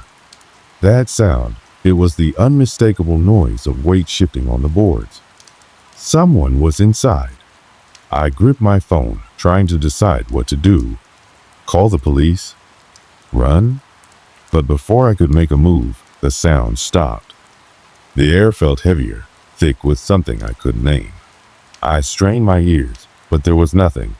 No footsteps, no doors opening, just silence. I sat there for what felt like hours, my back pressed against the headboard, every nerve in my body alert. Eventually, exhaustion took over, and I must have drifted off because the next thing I knew, sunlight was creeping through the blinds. I hesitated before getting out of bed, every muscle tense. I slowly made my way to the front door, my stomach twisting into knots. The chair I had placed against it was still there, unmoved. The locks were still in place. But when I opened the door, the footprints were there. Fresh, deep, leading up to the house. But this time, they weren't alone. Right next to them was another set, smaller, barefoot, as if a child had walked alongside the stranger in the night. I slammed the door shut, locked it, and backed away, my breathing uneven. I checked the back door. Locked. The windows. Secure. But I knew what I had heard. Someone or something had been inside my house. And they weren't alone. The moment I saw the second set of footprints, something inside me shifted. Before, I had been unsettled. Now I was afraid. Up until that morning, I had clung to the idea that there was some logical explanation. Maybe someone was messing with me, playing a cruel joke. But those small, barefoot prints shattered that illusion.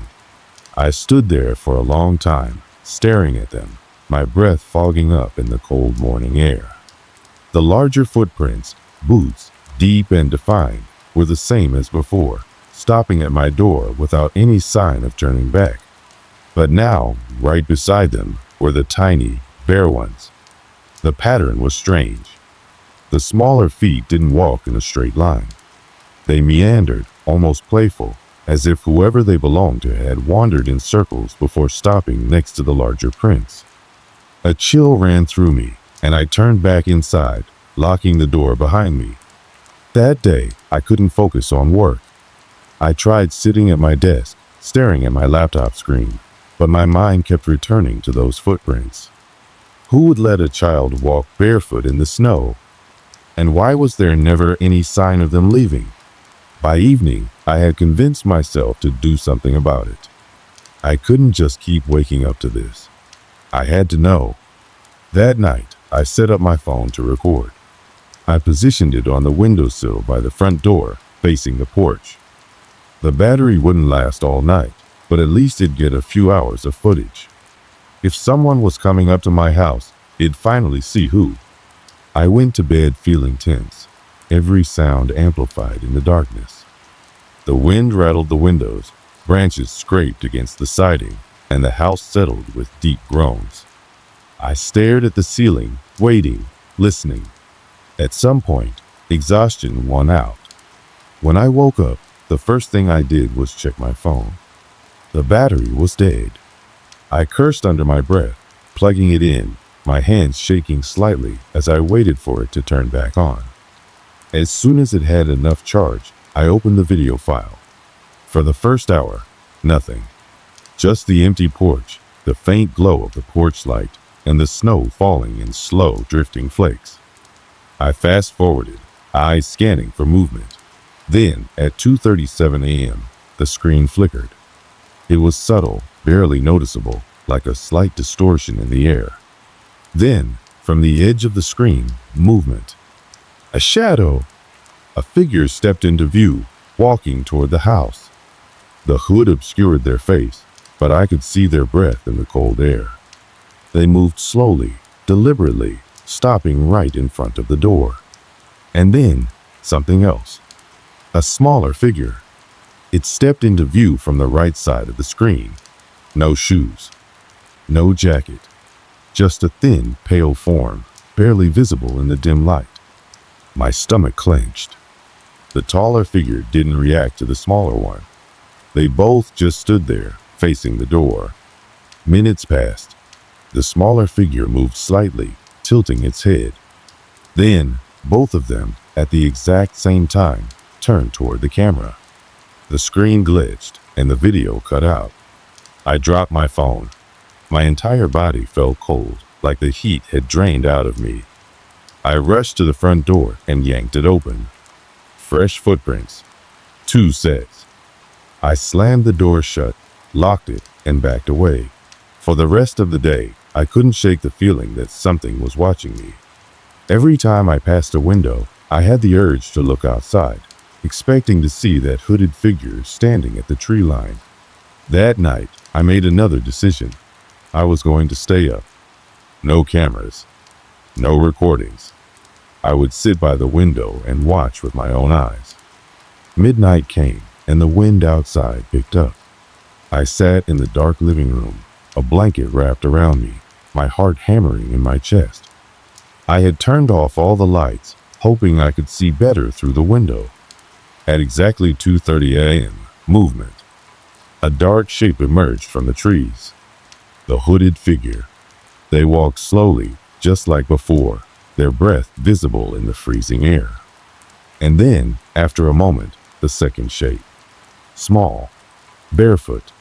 They approached the house, stopping in the exact same spot as before. The smaller one moved slightly, shifting from foot to foot. Then, suddenly, both of them turned toward the window. I ducked, heart racing. Had they seen me? I held my breath, trying to stay completely still. Minutes passed. I slowly lifted my head, just enough to peek outside. They were gone. I exhaled shakily, my hands clammy. Then, a tap! Right behind me, on the glass. I spun around so fast I nearly fell off the couch. Nothing. No one was there. But on the glass, in the condensation from my breath, were 2 small, childlike handprints. I didn't sleep. I couldn't. I sat there in the dim glow of the street lamp outside, staring at the handprints on the glass, my pulse pounding in my ears. My breath came in shallow, uneven gasps. I knew that I was alone in the house. The doors were locked. The windows were shut. There was no way someone had gotten inside.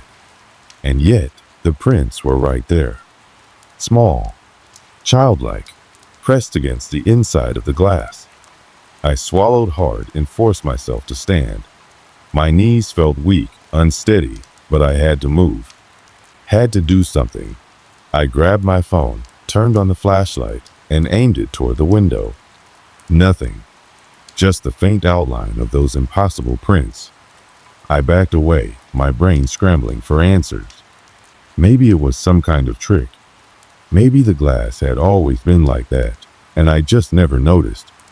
But deep down, I knew that wasn't true. I moved to the front door, pressing my ear against it, listening. Outside, the wind whistled through the trees, rattling the porch railing. Other than that, silence. And then, knock, knock, knock. I stumbled back, my breath catching in my throat. The knocks were soft, deliberate, not pounding, not desperate, just expectant. I clenched my fists, trying to steady my breathing. It's just some kid playing a prank. That's all. Some stupid kid from down the road. But I didn't believe that. I stayed frozen in place, waiting, hoping, praying that whoever was on the other side of the door would just leave. Then the handle rattled. I choked on my own breath. My heart slammed against my ribs, my body locked in place as I watched the knob twist. It didn't turn all the way. The deadbolt held, but whoever was out there was trying to get in. I took a shaky step back, then another. The air inside the house felt too thick, pressing against my chest, making it hard to think.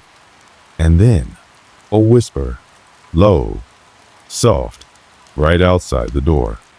Come out. I nearly tripped over my own feet. The voice was high-pitched, barely more than a breath. A child's voice. I gripped my phone so tightly my fingers ached. My hands were slick with sweat, my throat dry. Come outside. No, I wasn't going anywhere. I moved back toward the window, hoping, needing to see who was out there. I had to see. I reached out, trembling fingers parting the curtain just enough to look. There they were, standing in the snow just beyond the porch light's reach. The hooded figure, and beside them, the child. I barely managed to stifle a gasp. The child was wrong. It was small, frail-looking, its skin an unnatural shade of pale. The kind of pale that didn't belong to a living thing. Its eyes were dark hollows, empty pits that swallowed the light. And the hooded figure, they were watching me. I knew they couldn't see me through the curtain. They couldn't. But somehow I felt their gaze. Heavy, unwavering.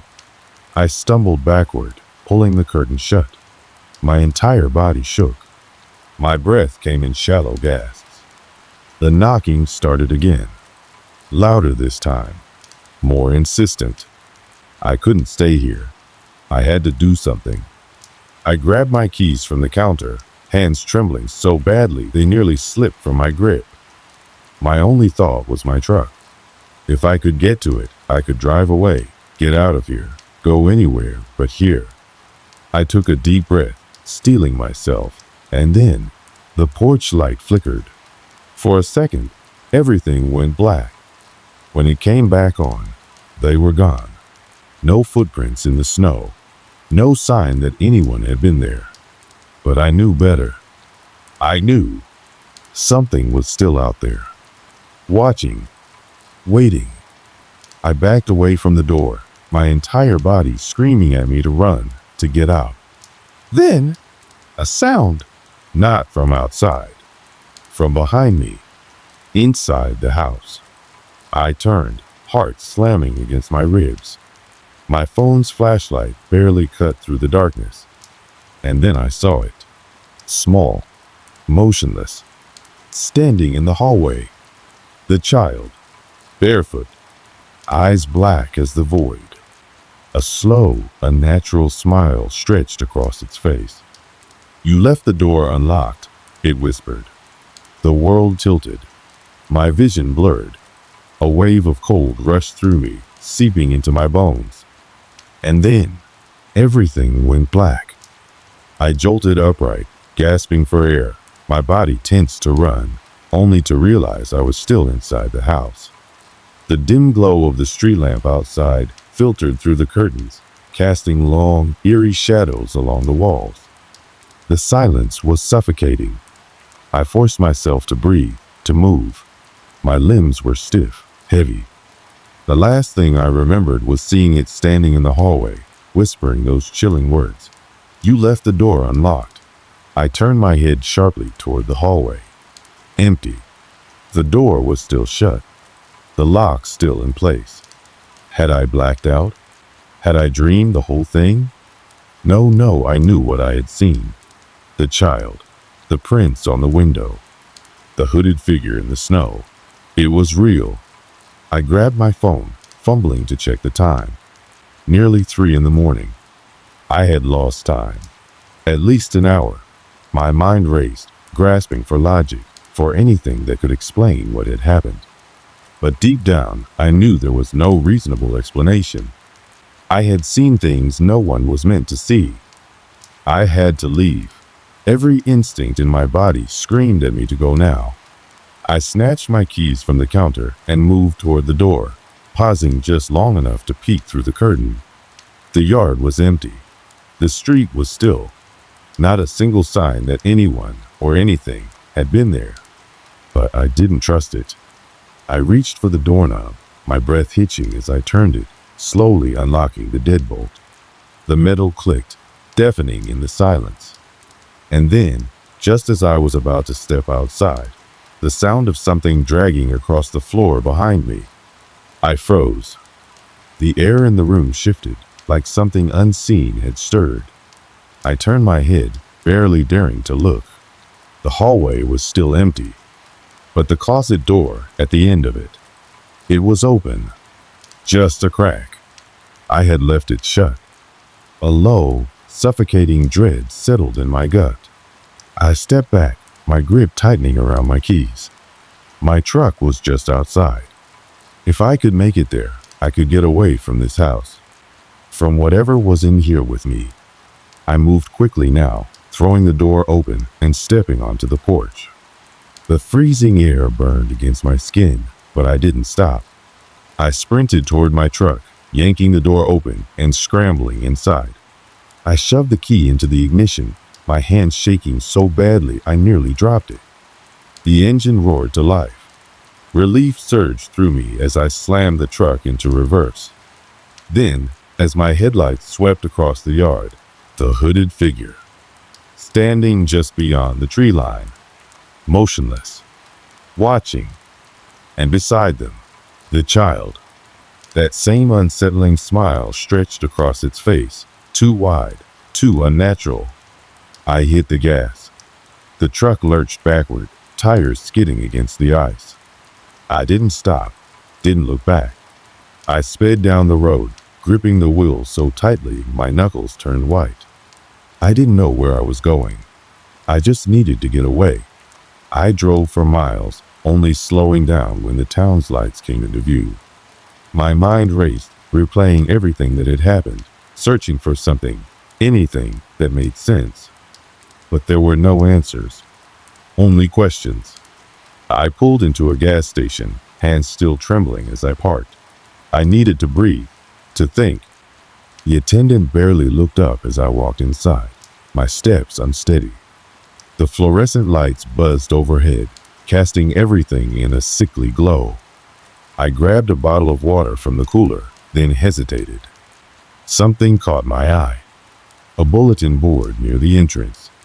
Old papers pinned in layers, faded and curling at the edges. One stood out, a missing persons flyer. I stepped closer, my breath catching in my throat. The picture, a small child, dark, hollow eyes. The same child I had seen outside my house. I felt the room tilt. The edges of my vision blurred. I turned to the clerk, my voice barely above a whisper. "Who is this?"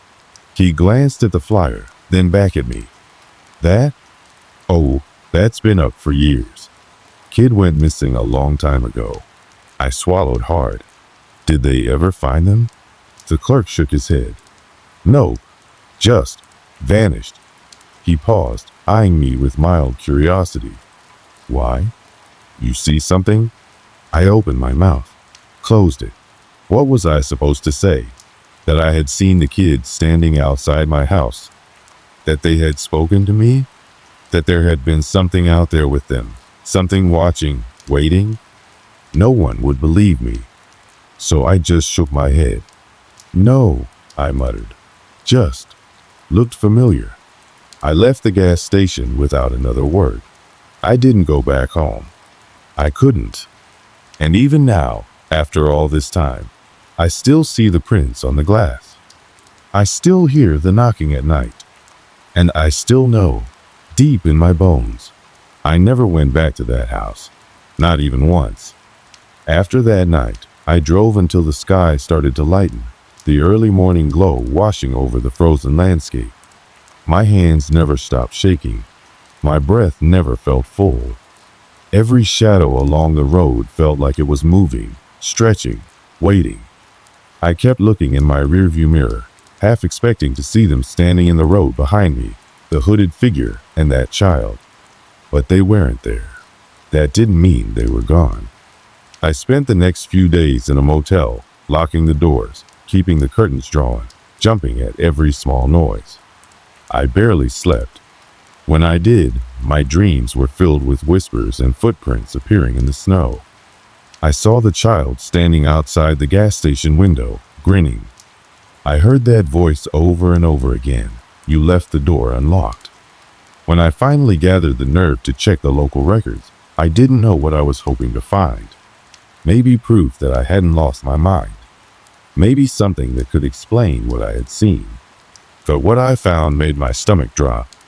There were more missing posters, more children, more people from that area who had vanished, some from their homes, some from the roads late at night, their cars found empty, doors still wide open. One case stood out.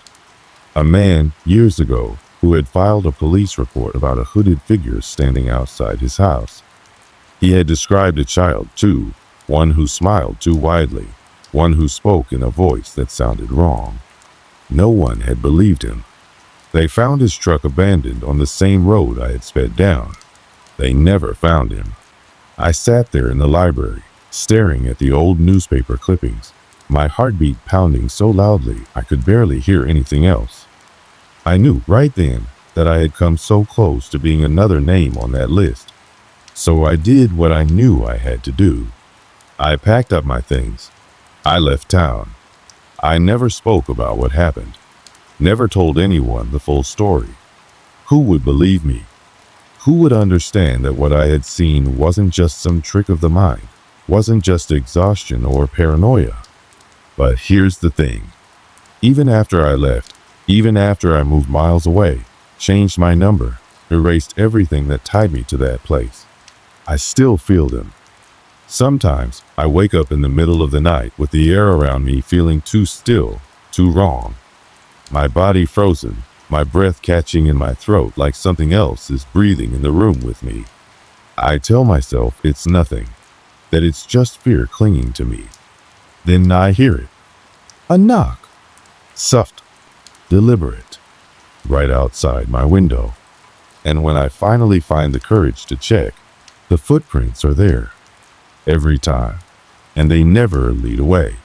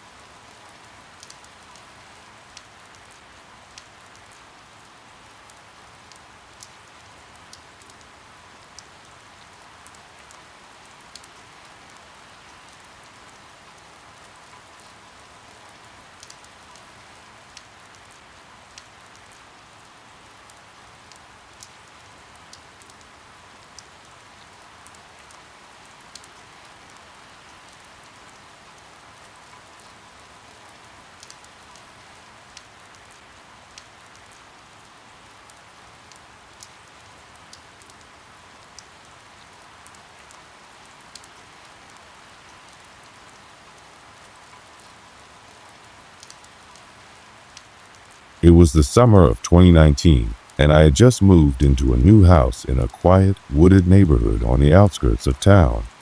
The house itself was nothing special, an old two-story home with a sloped roof and peeling white paint. It had been sitting on the market for a while, probably because of how outdated it was. But the price was right, and I needed a fresh start. I had just gone through a rough breakup, and I wanted space. Somewhere quiet, away from the noise of the city and the constant reminders of everything that had gone wrong. The house was perfect for that. It sat at the end of a long driveway, with no other homes in sight, just trees pressing in on all sides. During the day, the sun filtered through the branches, casting long, dappled shadows across the yard. At night, though, the darkness felt heavier, the kind that seemed to swallow sound. The place needed work. The floors creaked, the plumbing groaned, and the basement smelled like damp earth and dust. But I didn't mind. I spent my days fixing things up, repainting walls, and replacing old fixtures. It felt good to stay busy. I was living alone, but I didn't mind the quiet. Most nights, I'd sit on the porch with a coffee, listening to the wind move through the trees. It was peaceful, or at least, that's what I kept telling myself. The basement was the one part of the house I avoided. It wasn't just the smell or the low ceilings. It was the way the air felt down there. Heavy, still, like something was waiting. I told myself it was just my imagination, that every old house had its quirks. But even in the first few days, I caught myself hurrying up the stairs without realizing why. Like something was at my back, just out of sight. I had set up a small workspace in one of the upstairs bedrooms. A desk, a laptop, a single lamp that cast a pool of warm light onto the old wooden floor. That was where I spent most of my evenings, typing away, half listening to the occasional creaks and pops of the house settling. The first week passed without much happening. A few odd noises here and there, but nothing that couldn't be explained by an old house adjusting to a new occupant. The wind rattled the windows at night. The trees groaned under their own weight. Normal things. It wasn't until I had to go into the basement that I started to feel uneasy. I had bought an old wooden bookshelf from a thrift store downtown, planning to set it up in my office. But it was too heavy to carry on my own, so I decided to leave it in the basement for the time being. The basement door was at the end of the hallway, near the kitchen. The wood was warped, and the knob was loose. When I opened it, a rush of cool, stale air drifted up from the darkness below. The light switch was halfway down the stairs, an old pull chain that swung gently from the ceiling. I took a deep breath and stepped inside. The wooden steps creaked under my weight, the sound hollow in the open space. I could see the faint outline of the bookshelf against the far wall, just beyond the reach of the dim overhead bulb. I hadn't spent much time down there yet. The floor was bare concrete, cracked in places, and the walls were rough, unfinished stone. There were old shelves along one side, stacked with dusty jars and rusted tools left behind by the previous owner. A single, narrow window sat high on the wall, too small to let in much light. As I stood there, taking in the space, I heard it. A voice. Low, almost a whisper. It came from somewhere deeper in the basement, near the far corner where the shadows were thickest. I froze, every muscle in my body tensing. I told myself it was just the wind, or maybe an old pipe settling. But it hadn't sounded like either of those things. It had sounded like a word, a name, my name. I swallowed hard, my pulse hammering in my ears. I turned, grabbed the bookshelf, and hauled it up the stairs faster than I probably should have. The wood scraped against the steps, loud and jarring in the quiet space. I didn't stop until I was back in the hallway, slamming the basement door shut behind me. I stood there for a long moment, my breath coming fast. The house was silent again. Nothing moved. I told myself it had been in my head, that I was tired, that old houses made weird noises. I told myself a lot of things. But from that night on, I kept the basement door locked, and I never went down there alone. I did my best to push that first experience out of my mind. I told myself that old houses creak, that the silence of a place like this can play tricks on you. That maybe, just maybe, I had imagined the voice altogether. But no matter how much I tried to rationalize it, something had changed after that night. I started noticing little things. At first, they were small, things that could be brushed off, ignored.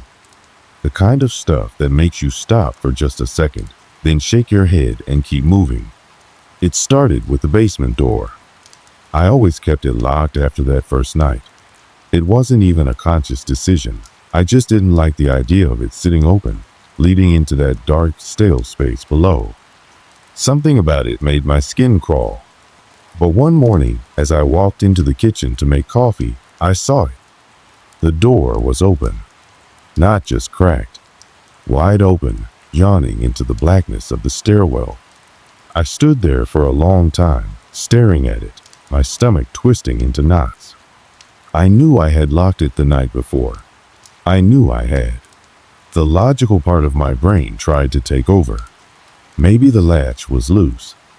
Maybe it hadn't clicked all the way shut. Maybe the house shifting had nudged it open overnight. But that didn't explain why the doorknob was turned all the way to the side. I swallowed hard and stepped forward, gripping the handle. It was ice cold. I pulled the door shut with more force than necessary, twisting the lock tight. Then, without thinking, I grabbed a chair from the dining table and wedged it under the knob. I felt ridiculous. It was just an old door in an old house, right? Nothing sinister about it. But still, I couldn't shake the feeling that something wanted it open. The second thing happened later that night. I had settled into my usual routine, working at my desk, a single lamp casting a warm glow over my laptop and the clutter of notes and books surrounding it. The house was quiet, just the occasional groan of wood expanding in the cool night air. Around midnight, I got up to get some water. As I stepped into the hallway, I noticed something strange. The air felt raw. I don't know how to describe it exactly. It was like walking into a room where someone had just been, where their presence still lingers in the air. Except I lived alone, and the house had been silent all night. I shook it off and headed to the kitchen. As I passed by the basement door, I glanced at it, reassuring myself that the chair was still in place. It was. But then I saw something that made my breath catch. The doorknob was turned. Not moving, not shifting, just turned, as if someone on the other side had twisted it as far as it would go and was waiting. I froze, my pulse hammering in my ears. I stood there, staring at that brass handle, at the way it was locked in a turn position, like something had tried to open the door and stopped when it couldn't. I waited. Nothing. No movement. No sound. Slowly, carefully, I reached out and touched the knob. It was still as ice. I stepped back, my skin crawling, and forced myself to look away. I wasn't going to let an old house get in my head. I grabbed my glass of water and went back to my room, shutting the door behind me. But even as I lay in bed, staring at the ceiling, I couldn't stop thinking about that doorknob, and the fact that I had locked it. The next day, I tried to put it all out of my mind. Maybe the knob had been turned from the pressure of the chair pushing against it. Maybe I had just thought I locked it completely. I didn't want to start believing in things I couldn't explain. I threw myself into my work, focusing on fixing up the house. I spent most of the afternoon replacing some loose floorboards in the living room, getting lost in the rhythm of the task. By the time the sun started to set, I was exhausted. I grabbed a quick dinner, took a shower, and collapsed into bed, ready for an early night. But at exactly 3:12 a.m., I woke up. I didn't know why at first. There was no loud noise, no sudden jolt, just the kind of quiet that felt too quiet. Then I heard it. A soft thump from somewhere below me. I sat up, my heartbeat quickening. It was distant, muffled, but unmistakable. Another thump, and then something even worse. A low, dragging sound, like something heavy being pulled across the floor. I threw off my blankets and swung my legs over the side of the bed, straining to listen. It was coming from the basement. I told myself it was probably an animal. Maybe a raccoon had gotten inside somehow. Maybe something had fallen over. But that didn't explain why it sounded so deliberate, or why the footsteps started next.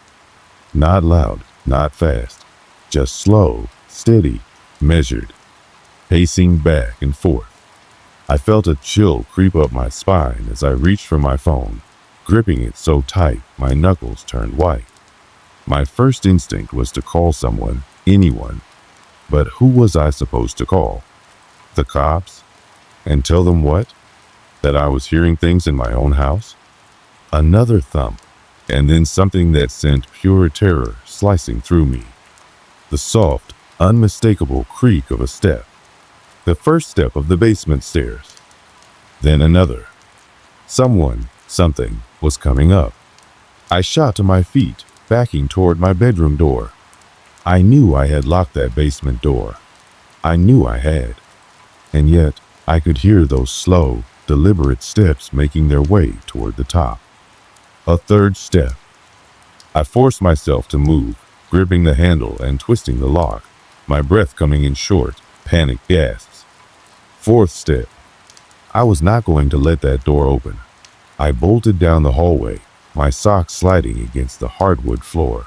My hands shook as I reached the kitchen, my eyes immediately locking onto the basement door. The chair was gone, and the door was slightly ajar. I stood there, frozen, unable to breathe. Then, just before I could force myself to move, a slow, deliberate knock. 3 soft raps from the other side of the basement door. I stumbled back, slamming into the counter behind me. My pulse was deafening in my ears. For a long time, there was nothing. No sound, no movement. Then, slowly, so slowly, the door creaked open another inch. The darkness beyond was complete. I couldn't see anything.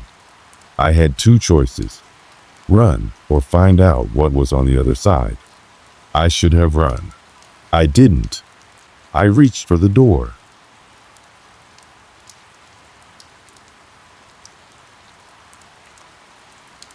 I stood there, my hand inches from the basement door, my breath shallow and ragged. Every instinct in my body screamed at me to turn and run, to pretend this wasn't happening. But something in me, some sick, irrational need to know, kept me rooted in place. The door was open just enough for a sliver of blackness to seep into the dimly lit kitchen.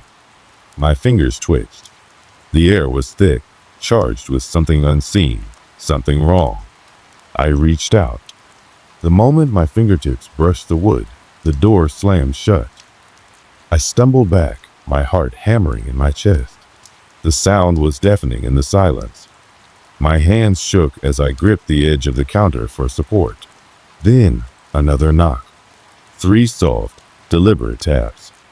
It was waiting. I took another step back, my mind racing. I couldn't explain this. The house settling didn't knock. The wind didn't twist doorknobs or drag unseen objects across the basement floor. I wasn't alone in this house. The realization hit me like ice water. I turned and ran. I locked myself in my bedroom, throwing the bolt across the door. I felt ridiculous, childish even, but I didn't care. I wasn't taking any chances. The knocking had stopped, but that didn't mean whatever was down there was gone. I barely slept that night. Every sound, every creak of the floorboards, every groan of the old pipes had me lying rigid in my bed, listening, waiting. But nothing happened. Not that night. The next morning, the house was silent, too silent. I forced myself to move, to step out of my room and walk down the hallway. The kitchen was just as I had left it. The basement door was shut. The chair, the one that had been wedged under the handle, was lying on its side in the middle of the room. I picked it up with stiff fingers, setting it back where it belonged, my mind still trying to rationalize. Maybe I had knocked it over in my panic. Maybe I hadn't wedged it as tightly as I thought. Maybe. But none of that explained the knocks. I stood there for a long moment before finally grabbing my phone and doing something I should have done from the start. I called a locksmith. By mid-afternoon, a guy in his late 50s showed up. Gray hair, rough hands, the kind of man who had probably seen every busted lock and warped door in town. He took one look at my basement door and gave me a small, knowing smirk. "Old houses like these," he said, "they shift, warped frames. That's probably why it's opening on its own." I didn't argue. I just nodded and let him do his job. It took him about an hour to replace the lock. He even reinforced the frame, making sure it wouldn't budge unless someone wanted it to. When he finished, he patted the door and gave me a confident nod. "That should hold," he said. "Nothing's getting through that unless you let it." I thanked him, paid him, and watched as he drove off. I felt better after that, more in control. The fear from the night before had started to feel distant, like a bad dream. I had fixed the problem, or so I thought. That night, I fell asleep easier than usual. No tossing and turning, no listening for sounds that weren't there. Until I woke up. 3:12 a.m. Again. I sat up, my chest tight with unease. I didn't hear anything, not at first. But the air felt heavy, like the room itself was pressing down on me. And then, faintly, I heard it. A low scraping sound. I swallowed hard and turned my head toward the bedroom door. It was coming from the hallway. My fingers tightened around the blankets as I strained to listen. The sound was steady, rhythmic, something being dragged across the floor. Then it stopped. Silence. I held my breath, my ears ringing in the stillness. Then, a whisper. Faint. So faint, I almost didn't catch it. My name. I froze. My blood turned to ice. The voice was soft, almost gentle, but it came from the other side of my bedroom door. I didn't move. I couldn't. Then, just as suddenly as it had come, it was gone. The hallway fell silent again. I stayed awake until the sun rose. Over the next few days, the strange occurrences got worse. The basement door stayed locked, but every morning I would find scratches along the bottom of it. Long, jagged marks that hadn't been there before. Objects in the house started moving.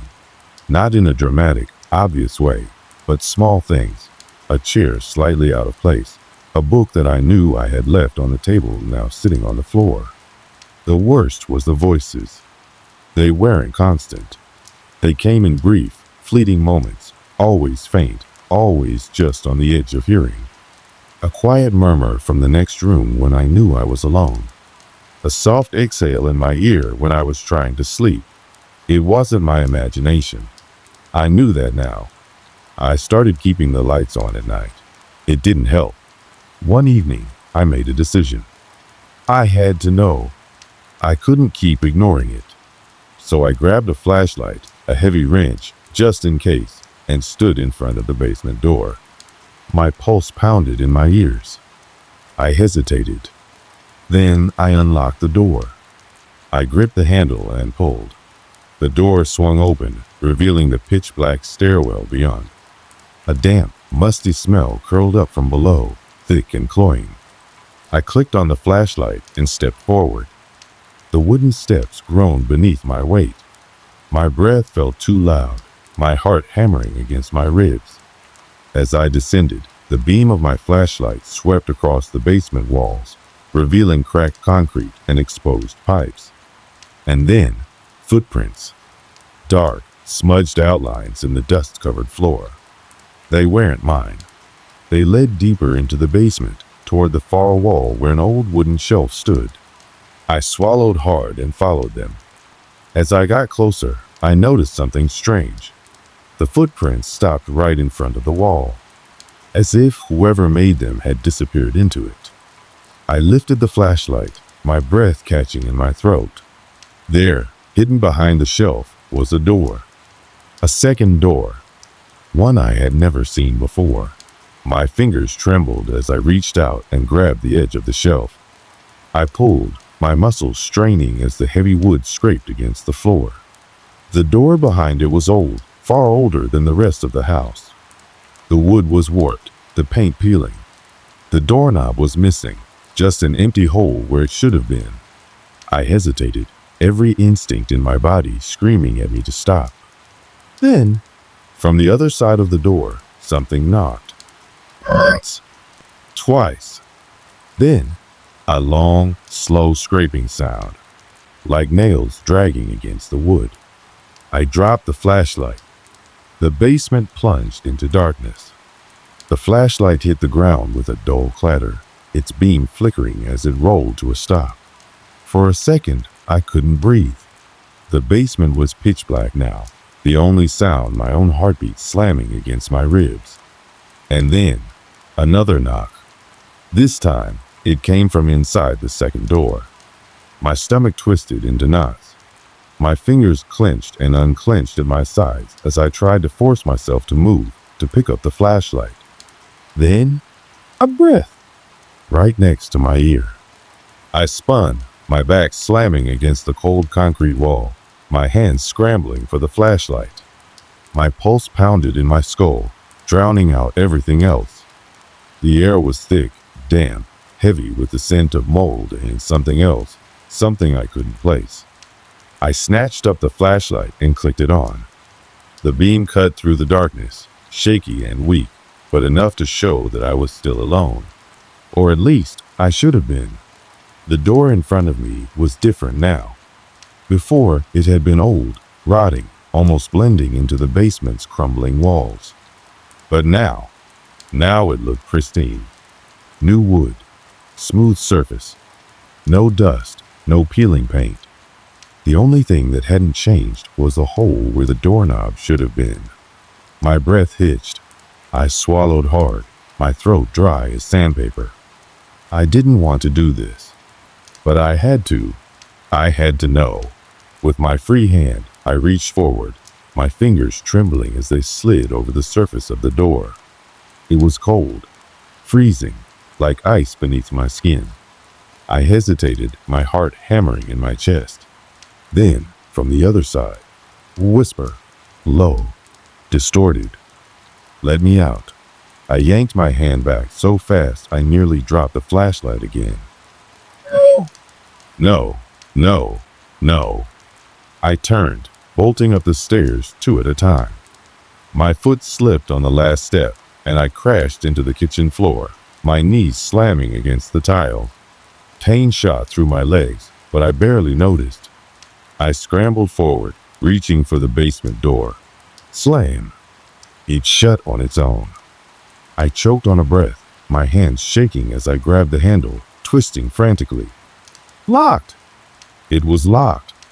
I threw my full weight against the door, my pulse spiking with pure, animalistic terror. No, this wasn't happening. And then, footsteps. Slow, deliberate, coming up the basement stairs. My whole body locked up.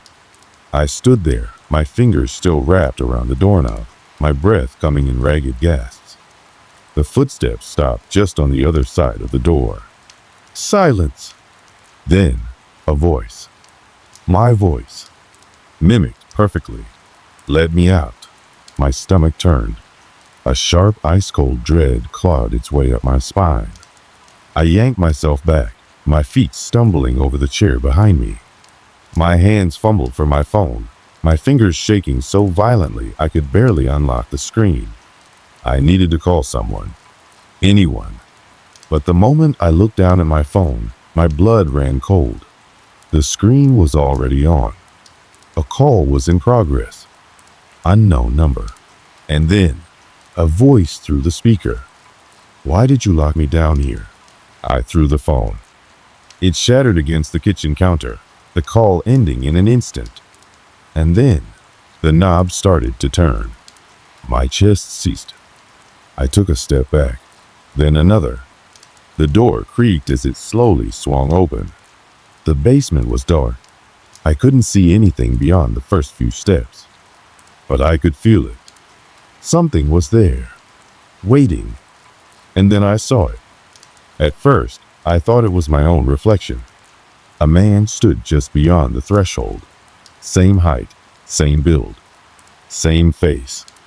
It was me. But the eyes were wrong. Too dark, too deep, and smiling. A slow, deliberate grin stretching across my own features like something had practiced wearing my skin. It tilted its head, watching me. I couldn't move. I couldn't breathe. And then, in my own voice, "You shouldn't have come down here." Something inside me snapped. I ran. I bolted for the front door, nearly knocking over the dining table in my rush. My fingers fumbled with the lock, shaking too hard to grip the deadbolt. Behind me, I heard it step forward. Slow, patient, like it knew I wasn't getting away. I forced the lock open and threw myself outside, nearly collapsing onto the porch. My lungs burned as I sprinted toward the driveway, not stopping, not looking back. I didn't care if I looked insane. I pounded on my neighbor's door, shouting for help. Lights flicked on inside. A shadow moved behind the curtains. The door swung open, and the look on my neighbor's face was enough to tell me how bad I looked. He didn't even ask questions. He just let me in. I collapsed onto his couch, gasping for air, my whole body trembling. I tried to explain. I really did. But nothing I said made sense. I stayed at his place that night. I didn't sleep. And in the morning, when I finally forced myself to go back to the house, the basement door was shut, locked, as if nothing had happened. But the scratches along the bottom were still there. And when I picked up my shattered phone from the kitchen floor, there was a missed call, unknown number, and a voicemail. I stared at the screen, my whole body tense. My thumb hovered over the play button. I shouldn't have listened to it. I should have deleted it and walked away. But I didn't. I pressed play. For a long moment, there was nothing. Just silence. Then, breathing. Slow, deep, too close. And finally, in my own voice, clear as day, "Let me out." I didn't go back inside that house alone.